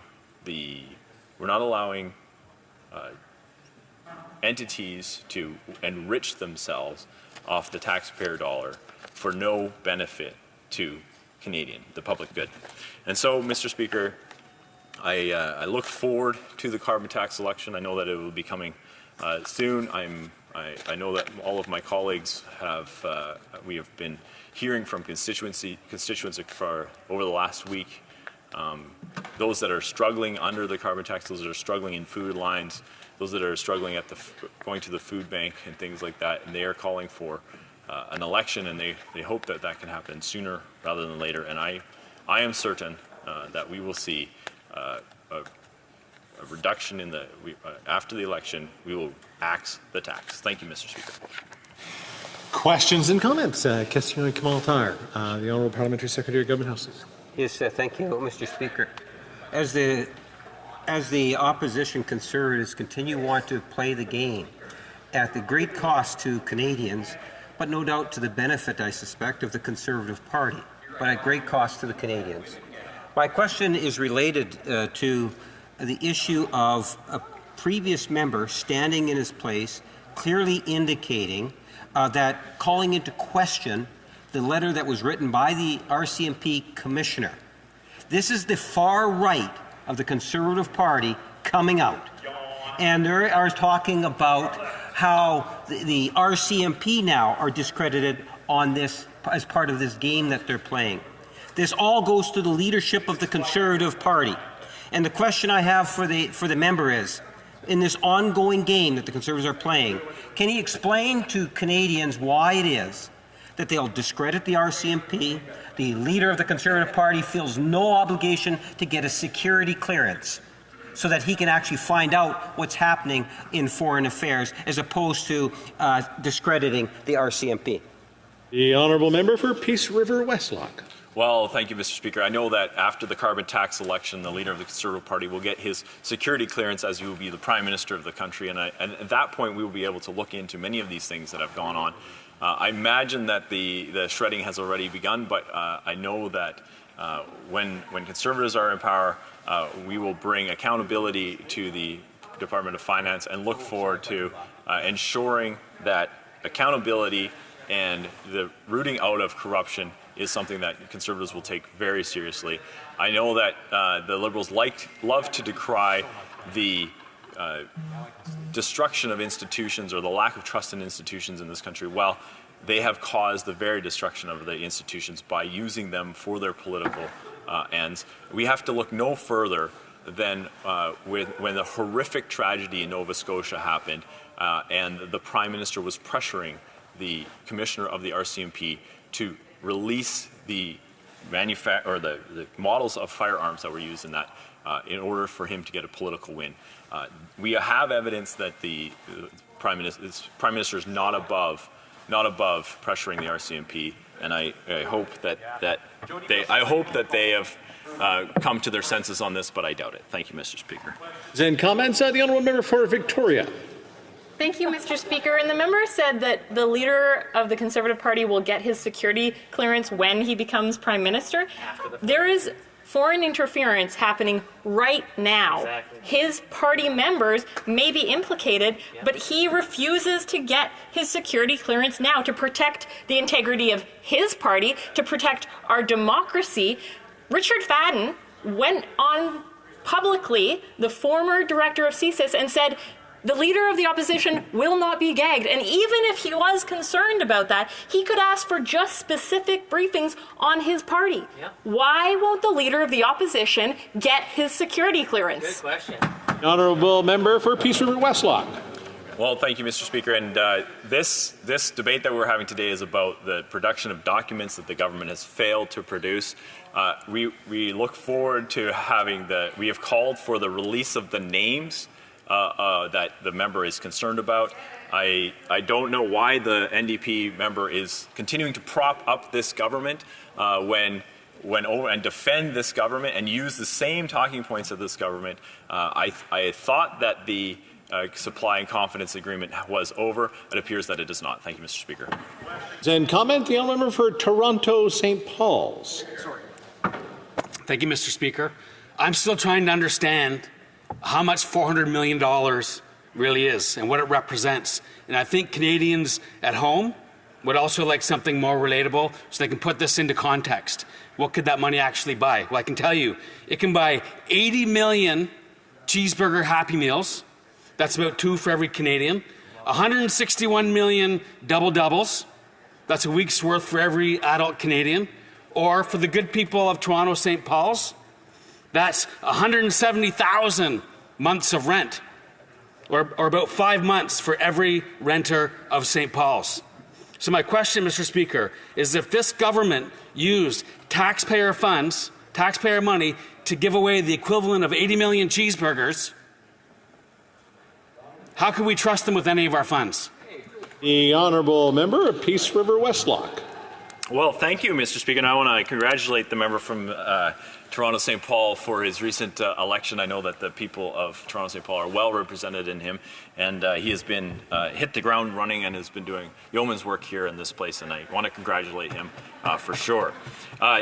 His cheeseburger analogy is one I hadn't thought about, but I will recommend to him that I have used the Big Mac conversion as a way to see what your value of money is kind of over time. And we've seen the McDonald's menu go up in price dramatically because of inflation. I also use the McDonald's analogy to see what our value is doing in relation to other countries, because you always have the official exchange rate, but it's always interesting to see the McDonald's menu around the world and to see how it compares from one country to the other. And so the fact that he brought up McDonald's and cheeseburgers and how much cheeseburgers this would have, the $400 million would have bought, I really appreciate that analogy. Thank you, Mr. Speaker.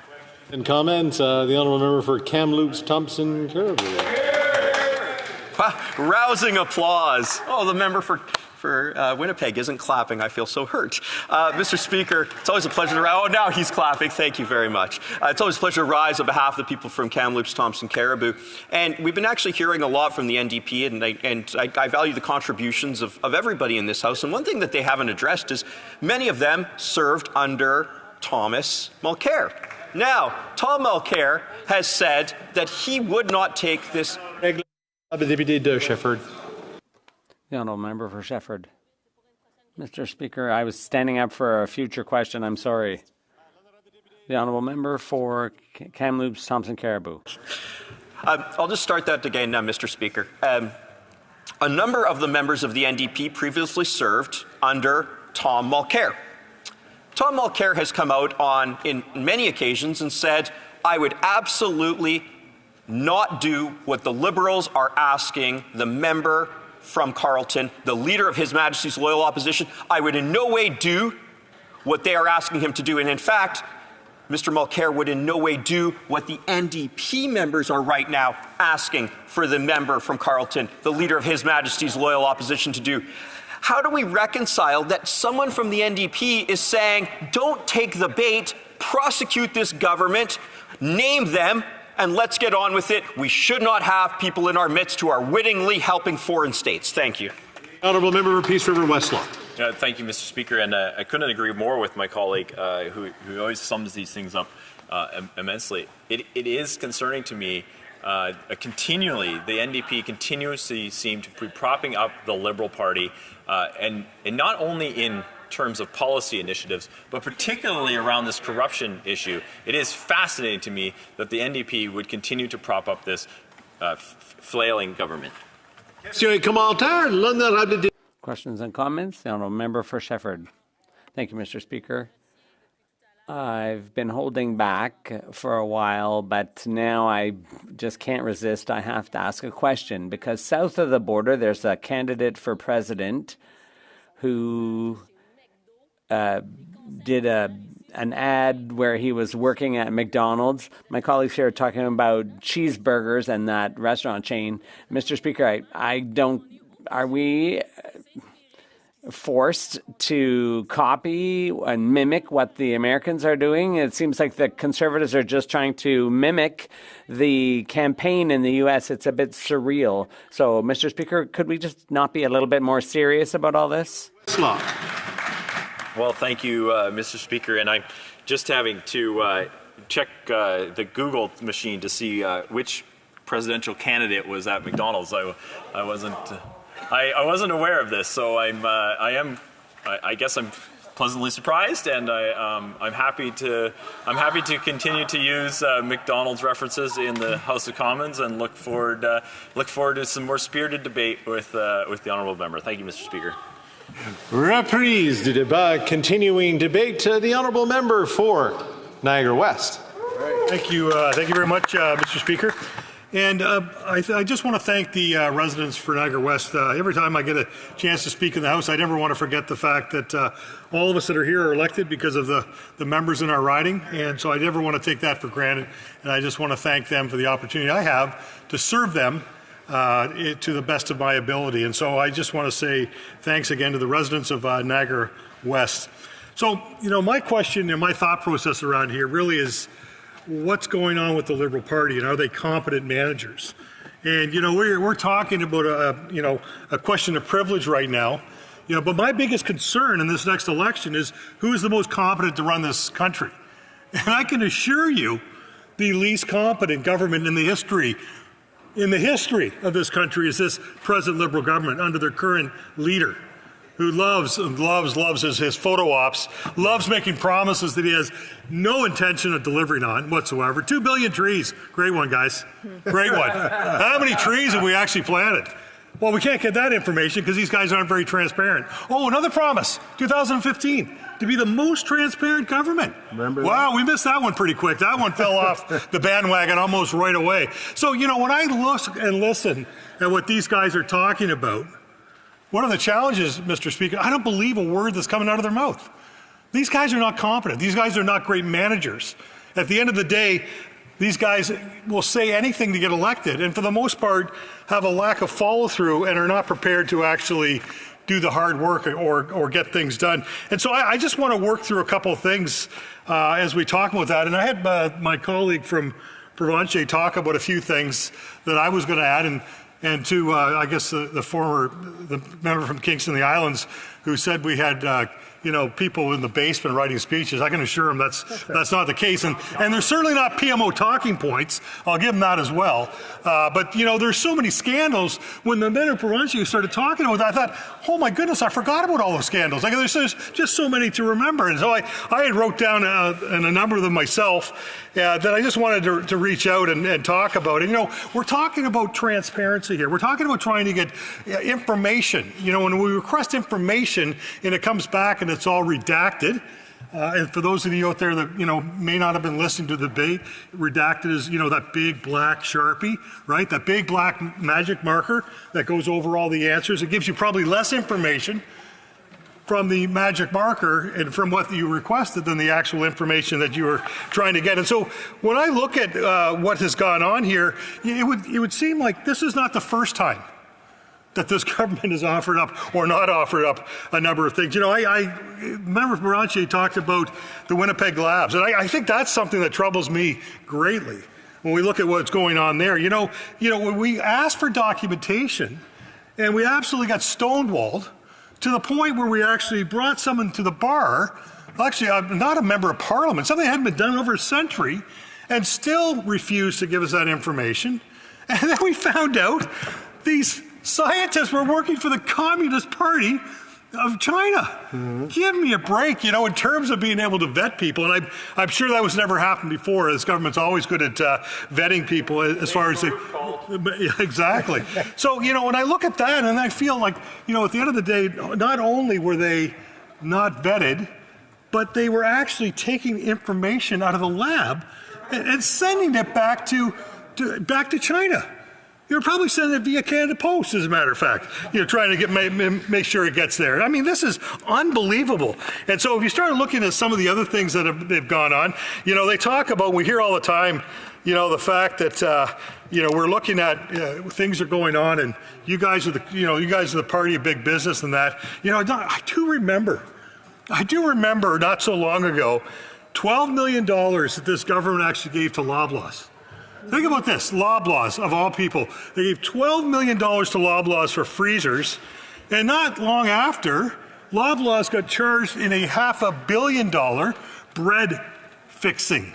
Yeah. Think about that for 1 second. Yeah. Not only did a company like Loblaws not require or need the money because they're doing very well, but this government actually, at the end of the day, after giving the money, this large corporation, this Canadian corporation, agreed to pay a fine of $500 million. Think about that. How much bread were they fixing if they were prepared to pay a fine like that? Someone mentioned Jasper, and I think we do need to raise Jasper as an issue. Absolutely tragic. And as more information comes out as to what was going on there, and the fact that this government neglected any type of advice of experts or neglected anything, it's absolutely devastating. I feel for the people of Jasper that, quite frankly, many times have been said we need to do something around fire management. We need to do something around what's going on with all this dry brush. We also read stories of how volunteer fire people showed up and they were actually turned away.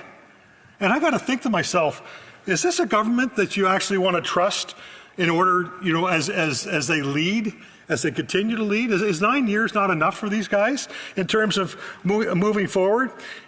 It was mentioned as well, Frank Bailiff. I mean, I can't help but not reemphasize that one. $237 million in contracts he got 2 months after he left office. I mean, talk about hitting the payday. At the end of the day, I don't know if you could have worked here for 10 or 20 years and be able to get that kind of contract, to the tune of what he did. And then we see what happened with all those ventilators. They were actually scrapped, never used. And so, I mean, you start talking about some of the inside connections, and that's what this is about. We're talking about $400 million in contracts almost from SDTC, Science, what's a SD? Development Technology Canada. And we're talking about that, and we're talking about insiders that got money. So we see this happening over and over again, and that's the challenge that I see, is that this is a government that loves taking care of themselves, loves taking care of their buddies, and quite frankly, I'm not sure if we can actually trust them. Let's go back to some of the promises that they've made in terms of what they're going to do. The 2 billion trees was a good one, but I also love the fact that they want to build almost 4 million homes. But the same period of time. And so, let's, if we look at the math there, we realize that we probably need to build almost $500,000 homes a year, 500,000 homes a year. And current, we're building less than 250,000. And so it's pretty easy when you want to just make commitments that just so people will be happy to hear what you have to say, when you absolutely have no idea how you're actually going to fulfill these contracts, how you're going to actually get these houses built, and how you're going to actually get some of these obligations met. And so I think that's one of the things that are absolutely troubling. When I look at another thing with small businesses got crushed during COVID. They got absolutely destroyed. And this government also promised that they would be looking at a carbon tax rebate. I have not talked to one small business yet that was received a carbon tax rebate, and I certainly love to hear from this government when that's going to be, because a number of businesses actually have gone under and have struggled in such a way that the carbon tax rebate is probably not going to even be able to help them at this point in time, but it would be something that would be nice if we could move forward on that. I want to also look at some of the other things that we've been talking about in the House. I find it interesting that the committee continues to look at which Randy got government contracts. At the end of the day, why is it that we are asking all these questions of the government and we can continue to get zero response whatsoever in terms of being able to find out what kind of information we want? And then they give us a hard time and say, well, you shouldn't be asking for all that information because, quite frankly, we're not prepared to give it up at this point in time. It's been said lots. I'm just going to only touch on it. But one of the reasons we're here is the number of conflicts that were offered up when it came to this Green Slush Fund. Over 186 conflicts that we've talked about, and that's obviously very concerning. ArriveCan, I'm always amazed when we start going through all these things that there was actually so many different challenges or misappropriating of funds, or it could have been done better or could have been more efficient, that it goes back to my original premise. This government is incompetent. This government doesn't have the ability to get things done in a timely and efficient way. When I think about the ArriveCan app at almost $54 million, or just under $60 million, for an app that could have probably been produced or could have been done for a little over $80,000. I look at the number of testimony that we've seen. I've seen documentation for the Auditor General, right, when it includes government officials lying and attempting to silence whistleblowers, right? This culture of openness, this culture of transparency, we see government actually suppressing whistleblowers and trying to suspend people without pay for telling the truth to committee. We see consultants making millions and millions of dollars while they didn't add any value to work, with inappropriate relationships and friendships between government officials in charge of watching and awarding the multi-million-dollar contracts, and for those that were actually receiving some of those contracts as well. So, as we continue on, part of being a government is being accountable for what you do, and not only being accountable, but making sure that taxpayers receive value for the money. One of the challenges I see all the time is that when I see it and talk to people about that, a lot of people come up to me and say, Dean, we're struggling right now. We are struggling with the cost of living. We're struggling with the carbon tax and the fact that everything costs more. It costs more to heat our house, costs more to buy food, costs more for rent, and a number of these things. And what ends up happening is when they see the government money not being spent appropriately in a way that makes some sense, that is transparent, and that makes sure that people get their value for money, people ask the question. They say, why are you guys not taking better care of our taxpayer dollars? And so, those are the things that we continue to question. And we should be allowed to question. It was mentioned earlier before that's our job as opposition, is to question what's going on in government. It's to hold them to account and to make sure that they're actually receiving taxpayer money. Now, I know we've been talking about SDTC, and we've been talking about a number of these things. I think we almost forgot about all the awards that went to McKinsey and all the consulting contracts. Yeah. You remember that? Yeah. Where we had literally, over $209 million in contracts. We had 90% of the contracts the Liberal government awarded to McKinsey were given out without proper guidelines. Right, so at the end of the day, money's being handed out without following any type of process. In many cases, it was unclear what the purpose of the contracts were for, so they didn't know what they were for or what the outcome was supposed to be achieved. So in one case, Canada Border Service Agency saw that a McKinsey did not qualify for a contract, so they revised the statement of work so McKinsey could qualify. Think about that for a second. They offered out a contract and realized that they actually weren't going to be doing the work, or it wasn't defined. And so what they did was they actually took the contract and reworked it so that McKinsey could actually get the work. And so, you start looking at these sole source contracts, and there was never any type of justification explained about why it was. There was, over 70% of all contracts were awarded to McKinsey were non-competitive. 13 out of 17 contracts given to McKinsey where security clearances should have been necessary, but the Liberal government allowed McKinsey to operate without them.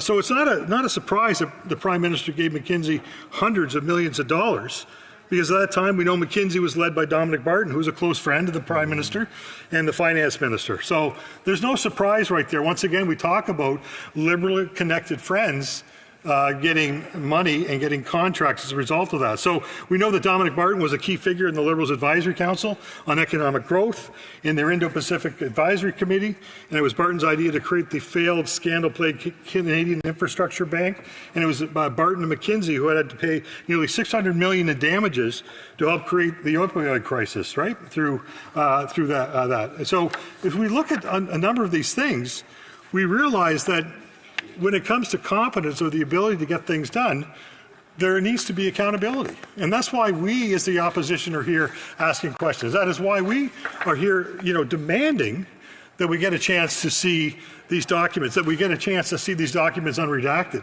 that we're able to move on to the appropriate authorities. The appropriate authorities will do what they need to do.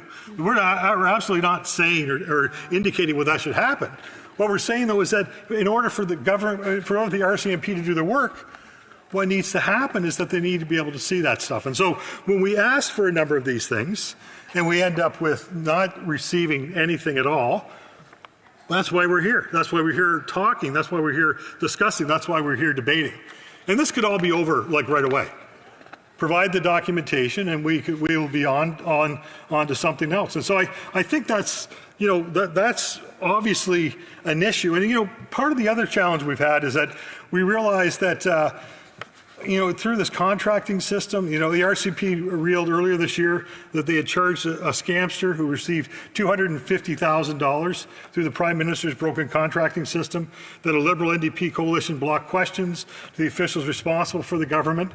We saw the RCMP previously testified they had multiple investigations of federal contracting, in addition to their active investigation in the Prime Minister's $60 million Arrive scam app, which was supposed to cost the taxpayers $80,000. So we go over and over a number of these things, and we realize at the end of the day that the people that are doing well from this are Liberal insiders and those that are connected. Always. And so we look at even what happened with our Minister of Trade, and dealing with public relations, pomp and circumstance, conflict of interest. Contracts were awarded for communication services in 2019 and 20. The Ethics Commissioner said there was no excuse for contracting with a friend's company. And the commissioner went on to say the minister twice failed to recognize the potential conflict of interest involving a friend and oversight of our obligations on the Conflict of Interest Act. You know, and why does this sound familiar? Because here we are, I just mentioned before, you know, the terms of the contracts with the two Randys that we're trying to get to the bottom of, and how they were, some of these contracts were awarded during COVID. And then, of course, you know, it's been raised before, and I think it doesn't hurt to mention it again, is the whole issue of the Prime Minister's ethics convictions dealing with the Aga Khan and the Paradise Island vacation. So, you know, it was charged with an ethics violation after spending time on the Bahamas Island, and they believed, the investigators believed, that there was reasonable grounds to think fraud may have been committed. Wow. So ultimately, the RCMP didn't charge them because of the lack of the clarity of the federal rules that applied to the accepting of gifts. Corruption. But the ethics commissioner, however, meaning the Prime Minister was found guilty of breaking laws and violated sections 5, 11, 12, 21 of the Conflict of Interest Act. So the ethics commissioner questioned the Prime Minister's friendship with the Aga Khan, and the Prime Minister used the words, he was a close family friend, to refer to the Aga Khan, but the ethics commissioners found that this was not the case. So the Prime Minister took the trip to Paradise Island and was brought in a private helicopter. The Prime Minister thinks that he's above the law and that Canadians are actually well aware of it. I mean, I think that what Canadians are finding right now is that they believe there's so much hypocrisy. They believe that that their tax dollars are not being taken care of in a responsible way. We have SNC-Lavalin that was mentioned here before again, where the ethics commissioner found that the Prime Minister violated Section 9 of the Conflict of Interest by attempting to influence then Attorney General Jody Wilson-Raybould to intervene in the criminal prosecution of SNC-Lavalin, a Quebec-based engineering firm. So the ruling stated that the Prime Minister improperly used his position of authority to attempt to further the private interests of SNC-Lavalin by seeking to pressure Wilson-Raybould to offer a deferred prosecution agreement, which would have allowed the company to avoid a criminal charge and corruption charges. The Prime Minister was found guilty of breaking Canada's ethics laws through the efforts to protect a corrupt, politically connected company by firing his first Indigenous Attorney General, who would not bend to the Prime Minister's orchestrated campaign of political pressure. The former Ethics Commissioner indicated that witnesses said that they have relevant evidence to offer but were constrained by the limitations put in place by that Liberal Prime Minister. The exact same tactics blocked the RCMP from probing the possibility of criminal charges relating to the Prime Minister's orchestrated and systematic campaign to pressure then Attorney General Jody Wilson-Raybould to overrule the Independent Public Prosecution Service and offer the SNC a deferred prosecution agreement. So last year, the Liberal NDP Bloc Coalition censored the RCMP by shutting down the Commissioner's testimony in committee. They did whatever it took to protect the Prime Minister from potential criminal charges. Common sense Conservatives would continue to hold the Liberal NDP government and the Bloc allies accountable. And Canadians certainly deserve the transparency and the right to know. And then the last one, and I know, Mr. Speaker, I only have a minute left, and I need more time if I'm going to go through all the scandals. But, you know, we talked about We Charity. And, you know, these things happened early on, but I think what people fail to understand is that this, you know, this creates distrust when it comes to constituents, when it comes to taxpayers, when it comes to voters. And the job of the official opposition is to hold the government to account. And so that is what we are attempting to do as we move forward with this question of privilege and trying to make sure that these documents, the proper documents, go to the people that need to have a look at them. We have a responsibility as members of Parliament to do the best job that we can for our constituents. And we need to be responsible for taxpayers' dollars. And so that is what this government, this opposition, is going to continue to do to this government. We will continue to hold them accountable on issues when it matters with the public purse, when it affects our constituents, and we'll continue to pressure the government and their supporters for answers to all these questions. Thank you very much, Mr. Speaker. Question et commentaire. The honourable member from St. John Rothsay. Mr. Speaker, thank you to my friend and colleague across the aisle that just gave that speech. But, Mr. Speaker, I came to this place. Everybody in this House came to this place to get work done on behalf of their constituents. And my constituents want me to come up here and talk about things like housing and health care and dental care and things that they really care about. And if I can be perfectly transparent, the amount of calls I get in my constituency office with respect to this subject are minuscule. So, I asked the member opposite, and I appreciate that the role of the opposition is to, throw up as many blocks and so on and so forth as you can. But again, we're here to get work done on behalf of Canadians. There is a quote, Mr. Speaker, that I would like to quote from the Conservative MP from Brantford Brant, the Justice Critic, and his quote was, "You know what happens if you can't get a document? You go to the court and you ask for search warrants or production orders." So I'm wondering if the member opposite could comment on that comment. Thank you.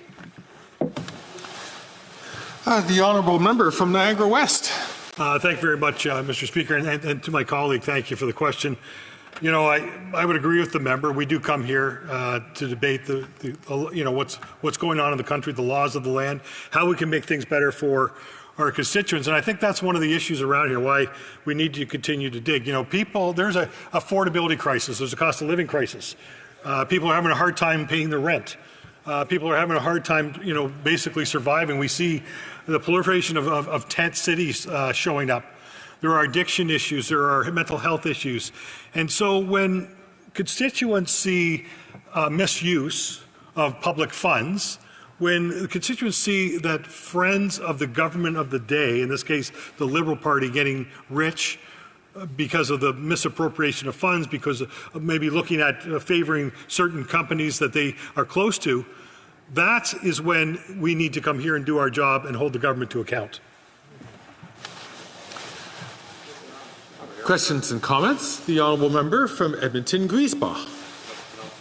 Thank you very much, Mr. Speaker. I want to thank my honourable colleague for his speech. He did a great job in many ways outlining the tremendous record of the Liberal Party's failures to report to this place in terms of its good documentation that many Canadians need to see in terms of transparency for the SDTC file. That's why New Democrats support this motion. But this is the troubling part, Mr. Speaker. In this place and in this topic, we often hear the Conservatives speak to financial accountability and then leave out completely the history to which the Conservative Party has been deeply involved in scandals. And I can even list some of the scandals he missed in his review of them. The Airbus scandal, where we've seen kickbacks to Conservative ministers. The In-N-Out scandal, where they got to go away with election fraud. Mike Duffy literally took a $90,000 bag of cash right from the Prime Minister's office. How can now they're upset. How can the Conservatives square the circle of the fact that they're involved? Order. The honourable member. I'm certain all members would like to hear the answer. The honourable member from Niagara West. And sure, I want to thank the member from Edmonton Griesbach for going back, 20, 30 years to try and find a scandal. I appreciate that. But, I think at the end of the day, as we look at our job here is partly to make sure that our constituents are better off, that they have more money. And that's something that under the Stephen Harper government we did. More people had more money in their pockets. And I was actually proud to be a part of that government where more people had more money in their pockets. And quite frankly, what's happened over the last number of years in terms of the cost of goods, the cost of services, a lot driven by the carbon tax, quite frankly, that has made everything more expensive. When we get back in power, we're going to make sure that we take care of that. Questions and comments?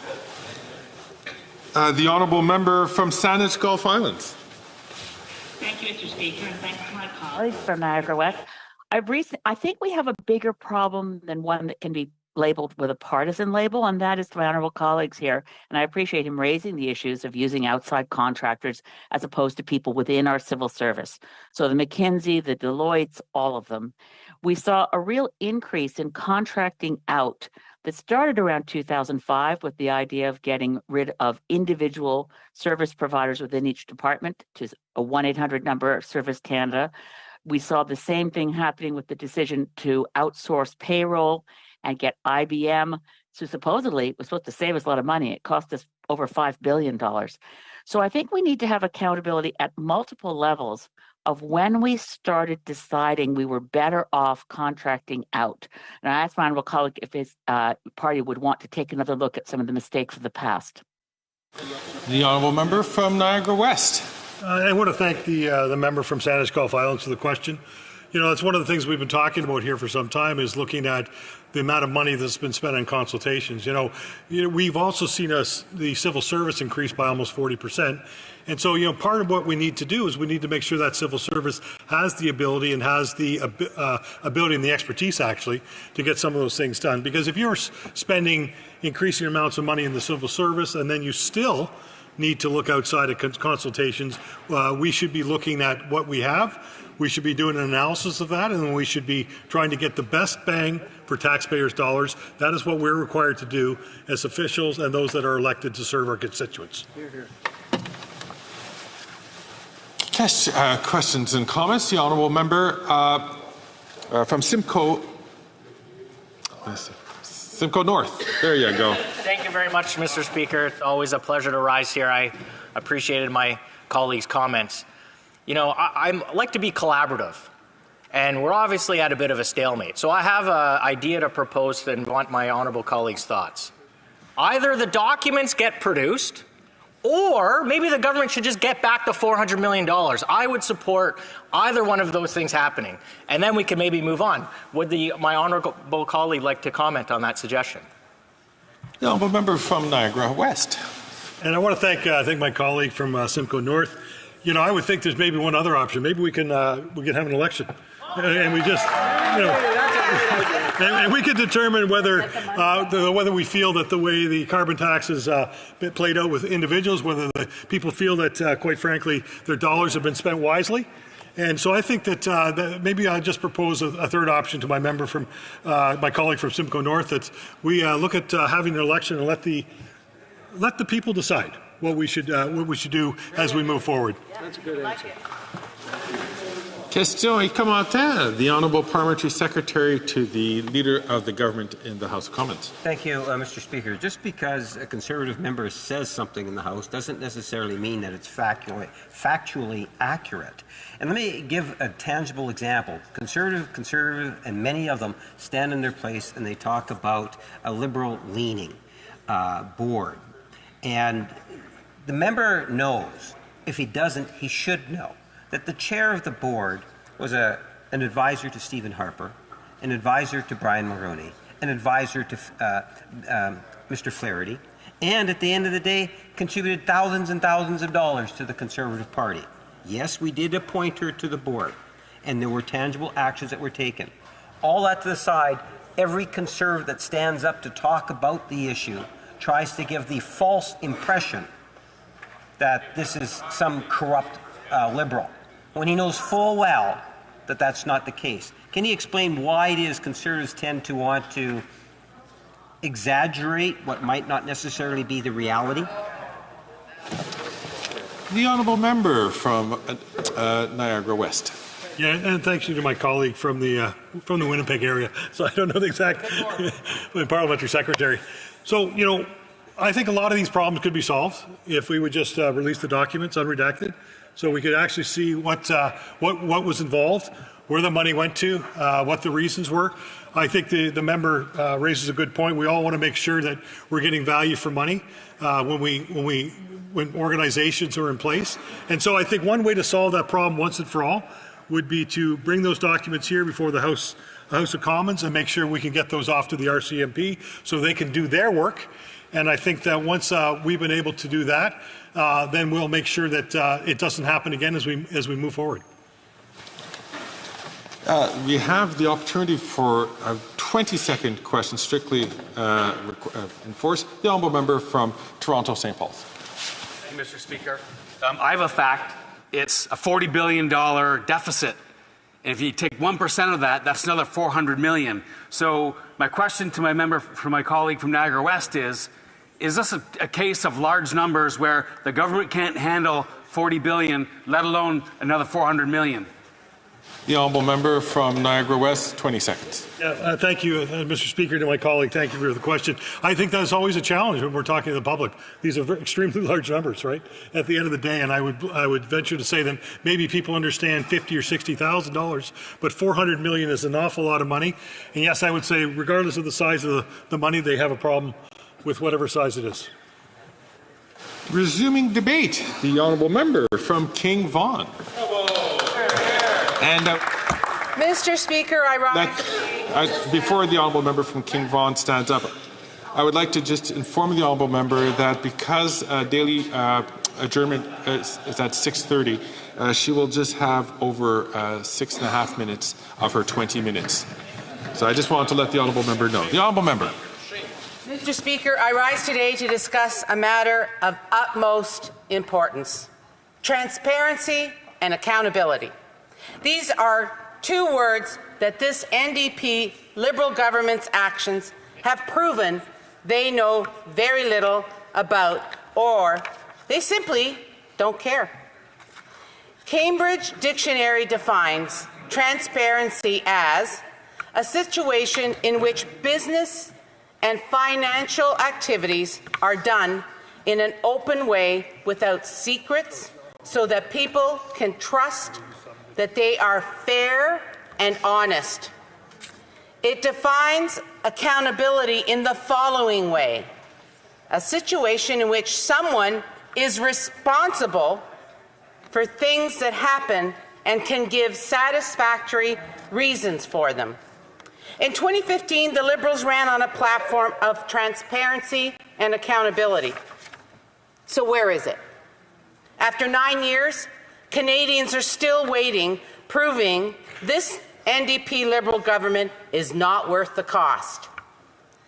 Crime and corruption, along with scandals and controversies, have plagued this government from the very beginning.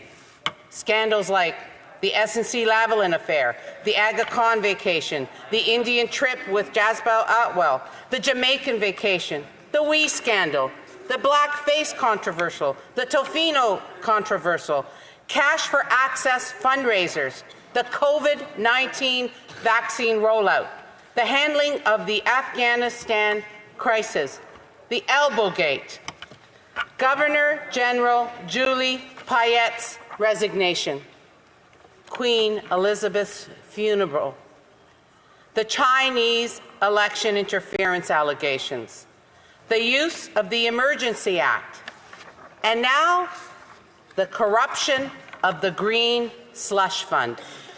When will these scandals, controversies, and corruptions end? When there's an election. They have deeply tarnished our democracy and damaged our reputation on the global stage. Only common-sense Conservatives, led by our leader, will continue to push for accountability, end the corruption, and get answers for Canadians. Mr. Speaker, Canadians have whiplash. And this NDP government, it's been scandal after scandal with a side of controversy and a splash of crime. It feels like just yesterday we were debating the ArriveCan debacle, and before Canadians had a time to process that scam, they are hitting with news on $1 billion green slush fund that failed to reduce emissions or support green technology. Instead, those funds went into the coffers of Liberal insiders. To add insult to injury, a government official who was handpicked by the Prime Minister confirmed that no action was taken after gross mismanagement and conflict of interest were uncovered. For Canadians who are not familiar with this topic, Sustainable Development Technology Canada, or the acronym SDTC, was established by the Government of Canada in 2001. It is a federal initiative aimed at funding and supporting and development and demonstration of clean technology.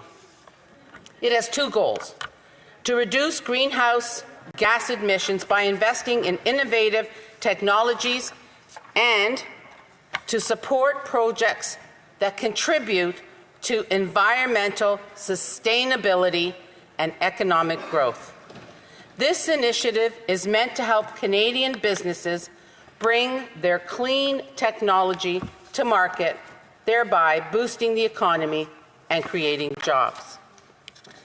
Sustainable Development Technology Canada provides grants and funding to companies working on projects that align with these goals, aiming to make a significant impact on Canada's environmental and economic landscape. However, this fund comes under scrutiny, and for good reason. The Liberal Green Slush Fund has been accused of giving grants to startups with ties to the Sustainable Development Technology Canada senior management. The Auditor General found that Liberal appointees gave, hold on to your pants now, $400 million to their own companies. The Auditor General reviewed 226 projects. She concluded that of those 226 projects, 186 were conflicted. 186 conflict of interest. Do the math, Mr. Speaker. That is 82%. The CEO of Sustainable Development Technology Canada, Leah Lawrence, and the chair, Annette Van Schuren, have both resigned following allegations that the money in the fund was used improperly. The Liberal appointed a chair who is a friend of the Prime Minister and was found to have broken ethical. I know you're going to stop. With great regret, you were getting into the swing of things. There you go. The honourable member will have approximately 13 and a half minutes, just about 13 and a half minutes left on the clock when she resumes her debate on this question of privilege. Comme il est le temps prévu aujourd'hui. As it is now the time, as the time has expired for this debate, the House will now move to a debate. We'll resume the debate at the next sitting of the House. We will now proceed to an adjournment debate dealing with a very important issue. It has to do with the allegations of the RCMP regarding foreign interference by India. Mr. Shahal, seconded by Mr. Sajjan, moves that this House do now adjourn. Debate. The honourable member from Calgary, Skyview. Thank you, Mr. Speaker and fellow parliamentarians. Mr. Speaker, I'll be sharing my time with my colleague from the member from Vancouver South. Today I rise to participate in this emergency debate to discuss the urgent issue of foreign interference in the lives of Canadians by the government of India. I'm a proud Canadian with Indian ancestry. My parents immigrated as teenagers to the United Kingdom and came to Canada in 1972. I was born in Calgary, and Canada exceeded their expectations in every way. They had the opportunity to grow their family, find financial success, and have the freedom to participate in the political process. Indians are proud of their democracy, and the Indian diaspora has had a profound impact on global affairs and business. Over the last 75 years, India has been a leading example of strong democratic institutions, civil society, and economic opportunity in the developing world. India has uplifted millions of its impoverished citizens while being an important bridge in global relations. However, as governments change in democratic societies, so do their policy objectives. Today, India is stronger economically and more aggressive and muscular in its strategic foreign policy objectives. This does not justify abandoning its values of upholding justice, and the rule of law. As Canadian members of Parliament, it is our duty to protect the safety and sovereignty of Canadians. Canada is guided by the rule of law, and we adhere to the Vienna Conventions at all times. We expect India to uphold these same standards. When our law enforcement and intelligence services began pursuing credible allegations that agents of the government of India were directly involved in the killing of a Canadian citizen, Hardeep Singh Nijjar, on Canadian soil, we responded quickly. Our government conveyed its concerns to the government of India and urged them to collaborate with us in shedding light on this critical issue.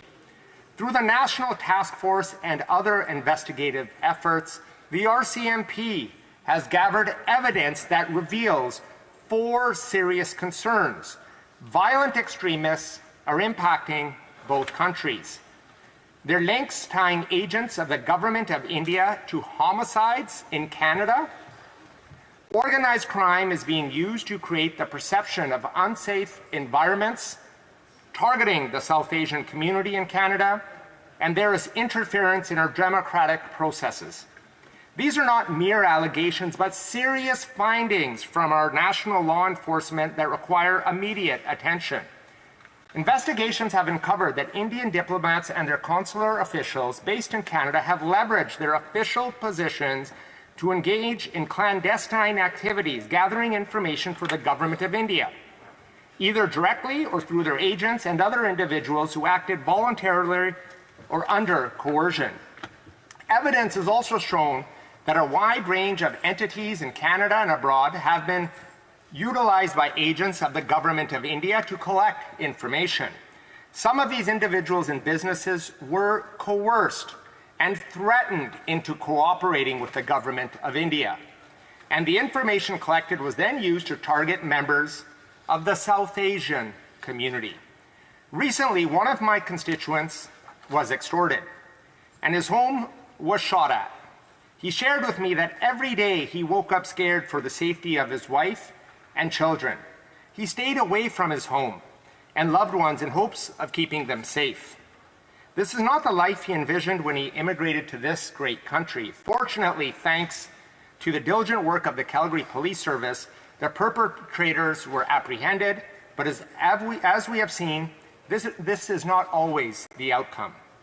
As a member of the Sikh faith, there have been allegations of Indian government interference since the Golden Temple attack in 1984, and accusations by the Indian government against the Sikh community since the Air India bombing in 1985. The anti-Sikh riots where the Indian government officials were complicit in the killings of thousands of Sikhs during that time. Mothers were raped in front of their children. Some were cut into pieces and burned alive by violent mobs. In many cases, the bodies were never recovered.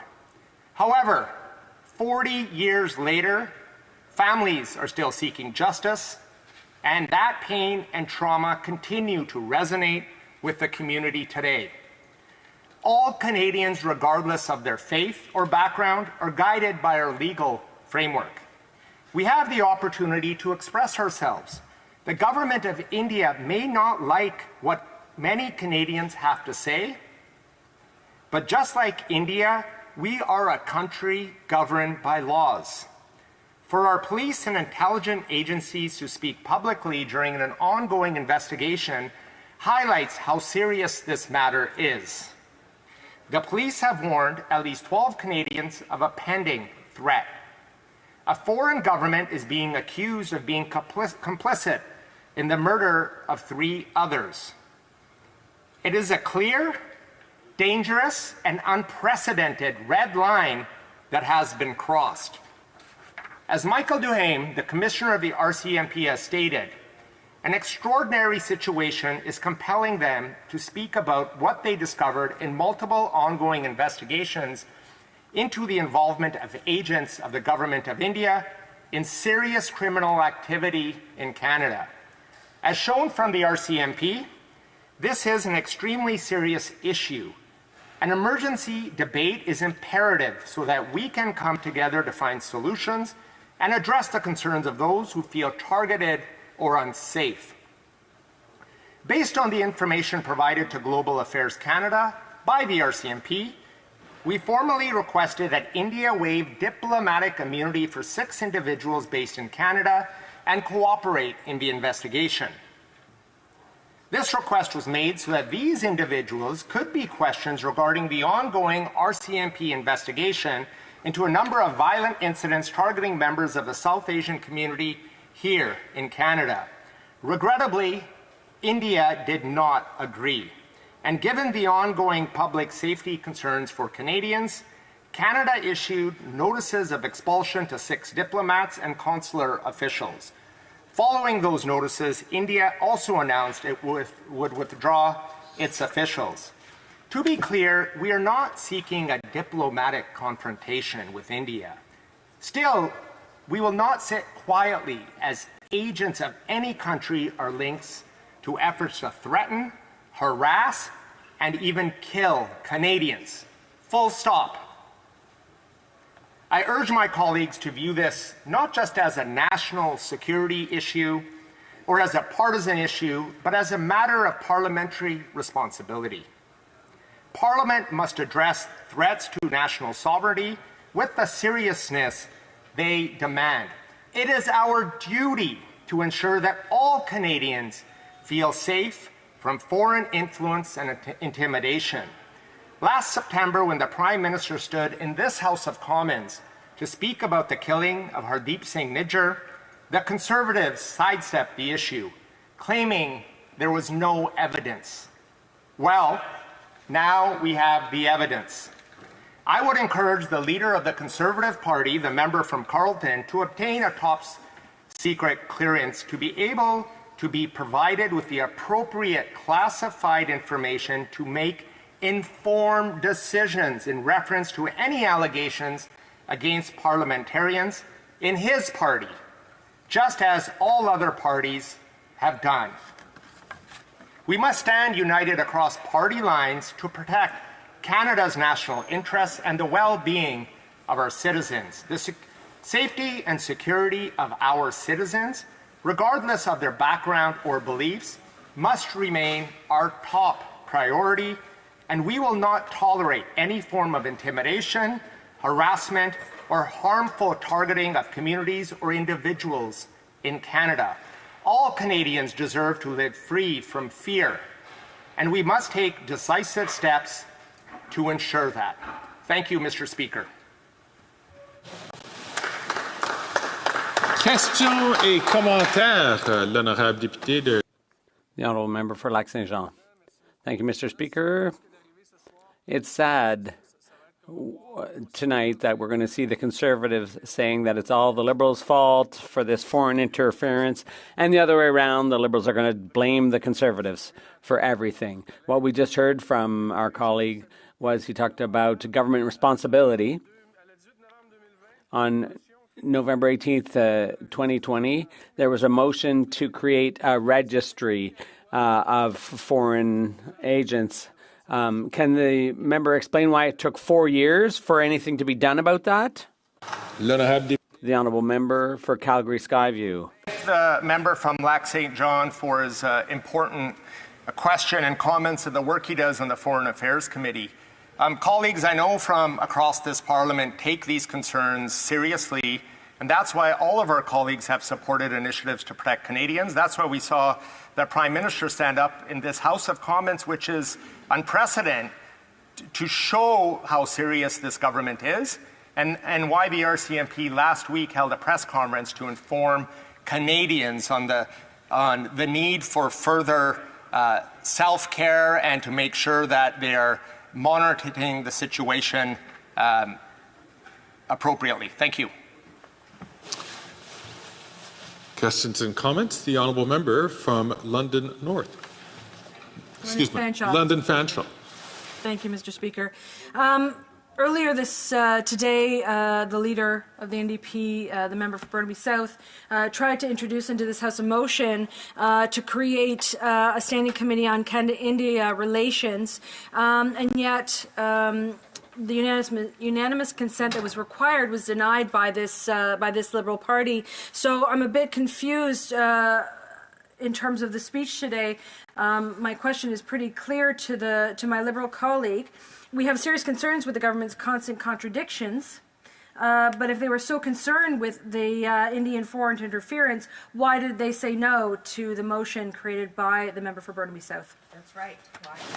The honourable member from Calgary, Skyview. Thank the member for London Fanshawe for this important question. First of all, I did not deny any request. I actually support the NDP. The study that was recommended at the SECU committee, I participated last Friday in the 106.4 that was brought forward, and the Hogue Commission looking into the foreign interference by the Government of Canada, and I will continue to do so. Thank you. The honourable member from Saanich Gulf Islands. Thank you, Mr. Speaker, and to the honourable colleague from Calgary Skyview.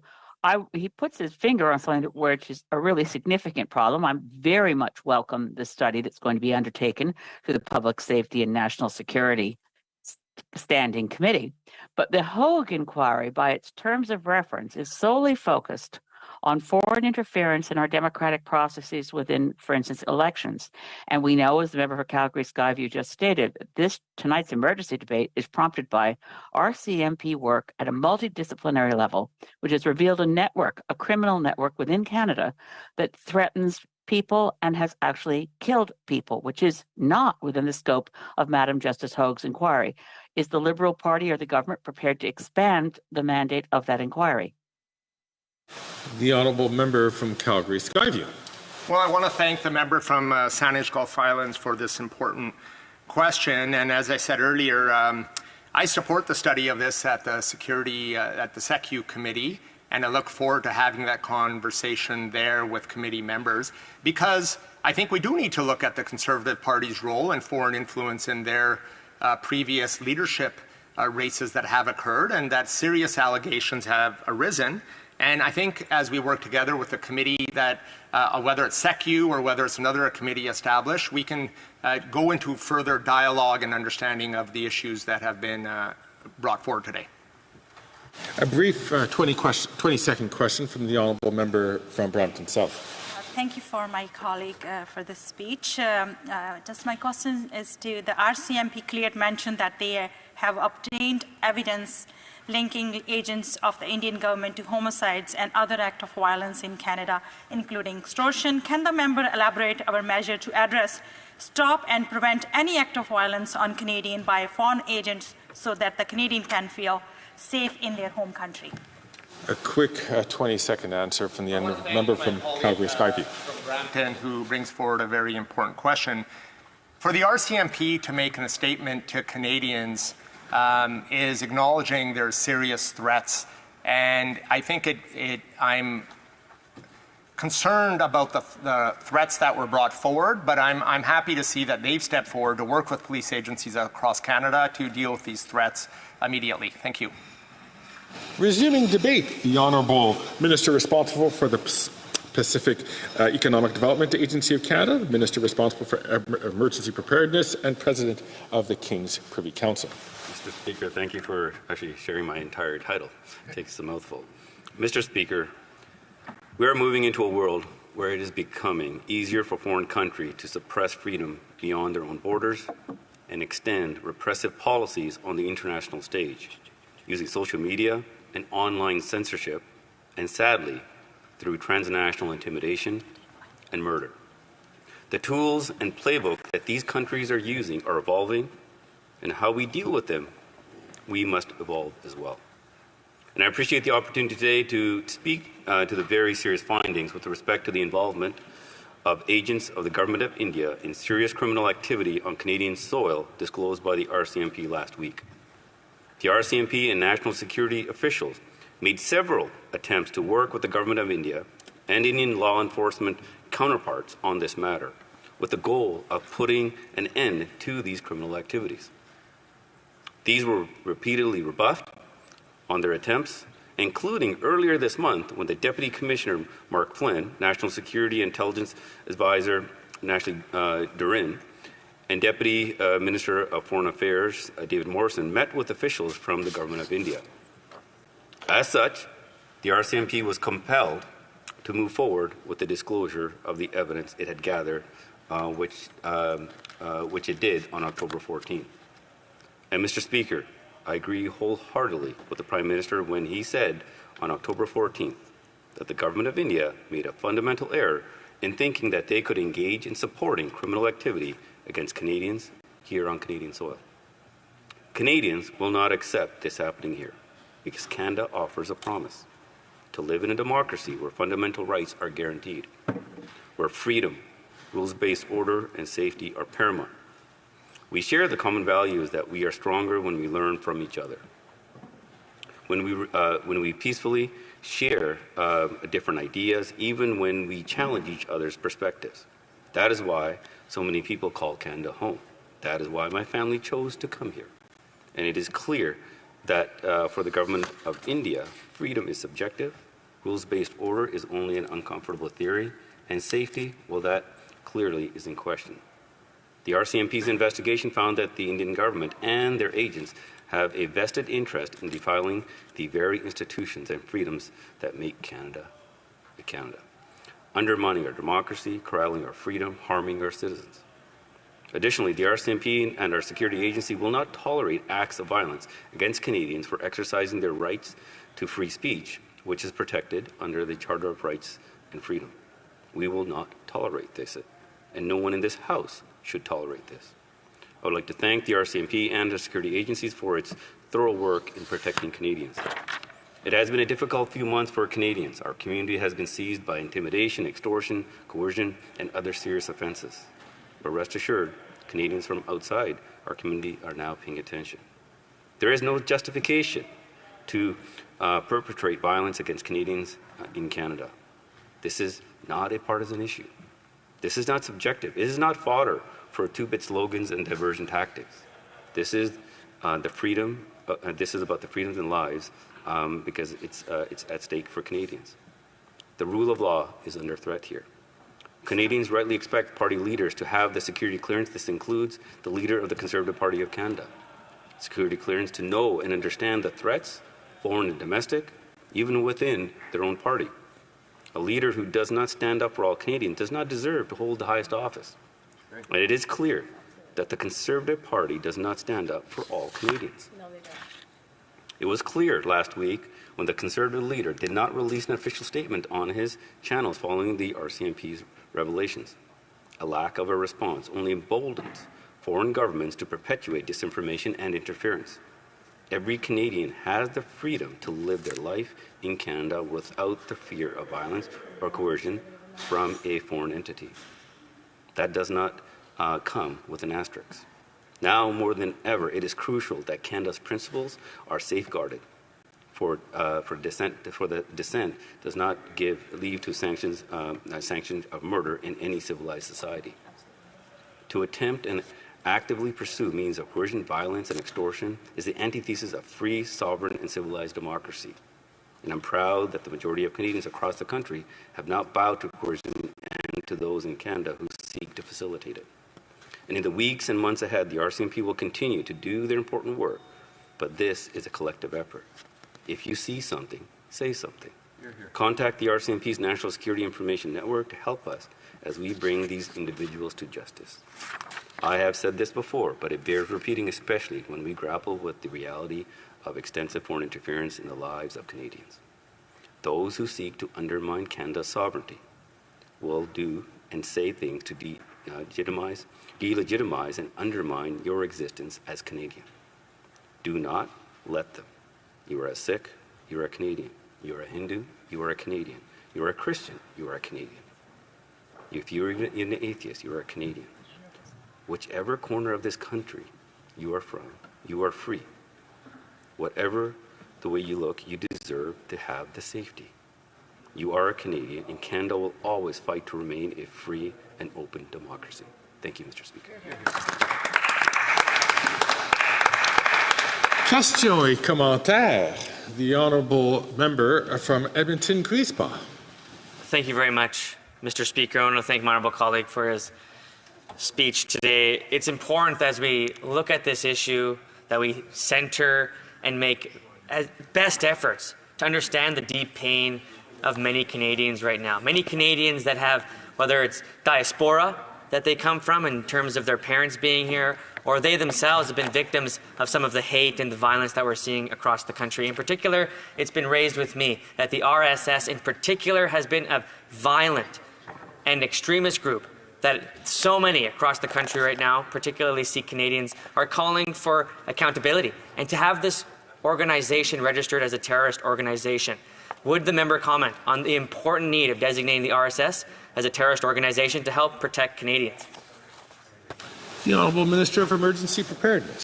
Mr. Speaker, I think many Canadians have brought this issue forward and concerns about the RSS. Fortunately for here in Canada, we have independent security agencies who go through a thorough analysis to do this, and all this information has been forwarded to them. Thank you.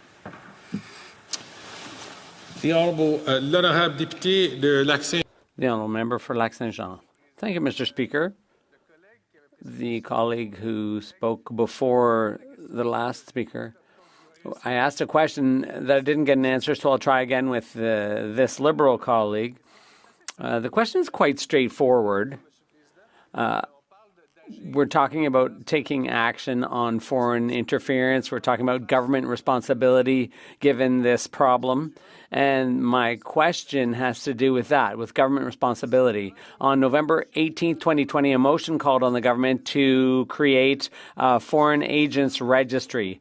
But that didn't happen until March 2023. That's when the government started public consultations, and they came up with C-70 in 2024. So the question is simple. Why did it take 4 years when everyone was aware of the problem? The Honourable Minister of Emergency Preparedness. Actually, I really do appreciate the question from my colleague here. When it comes to the protection of Canadians, especially when it comes to foreign interference, I can assure you that our government, from the day that we took office, were very not only concerned with it and taking the appropriate actions, and making sure that we gave our security agencies the appropriate legal authority to take action to making sure that these concerns were addressed. And when it comes to the foreign registry and other issues, we wanted to make sure that it does get it right, because when we put forward legislation or any type of strategies, we want to make sure that it's actually going to have the intended results, and that's exactly what we did. Thank you. See if we can get all the questions of interest that are here.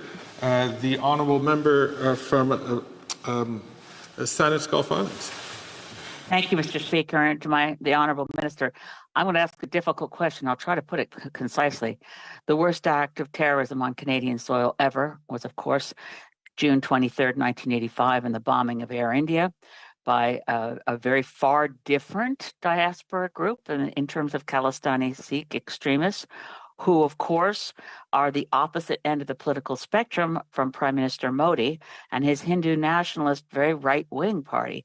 And yet, we have here now operatives of the current Indian government operating on Canadian soil in ways that have alarmed the RCMP sufficiently that we are investigating homicides, plural.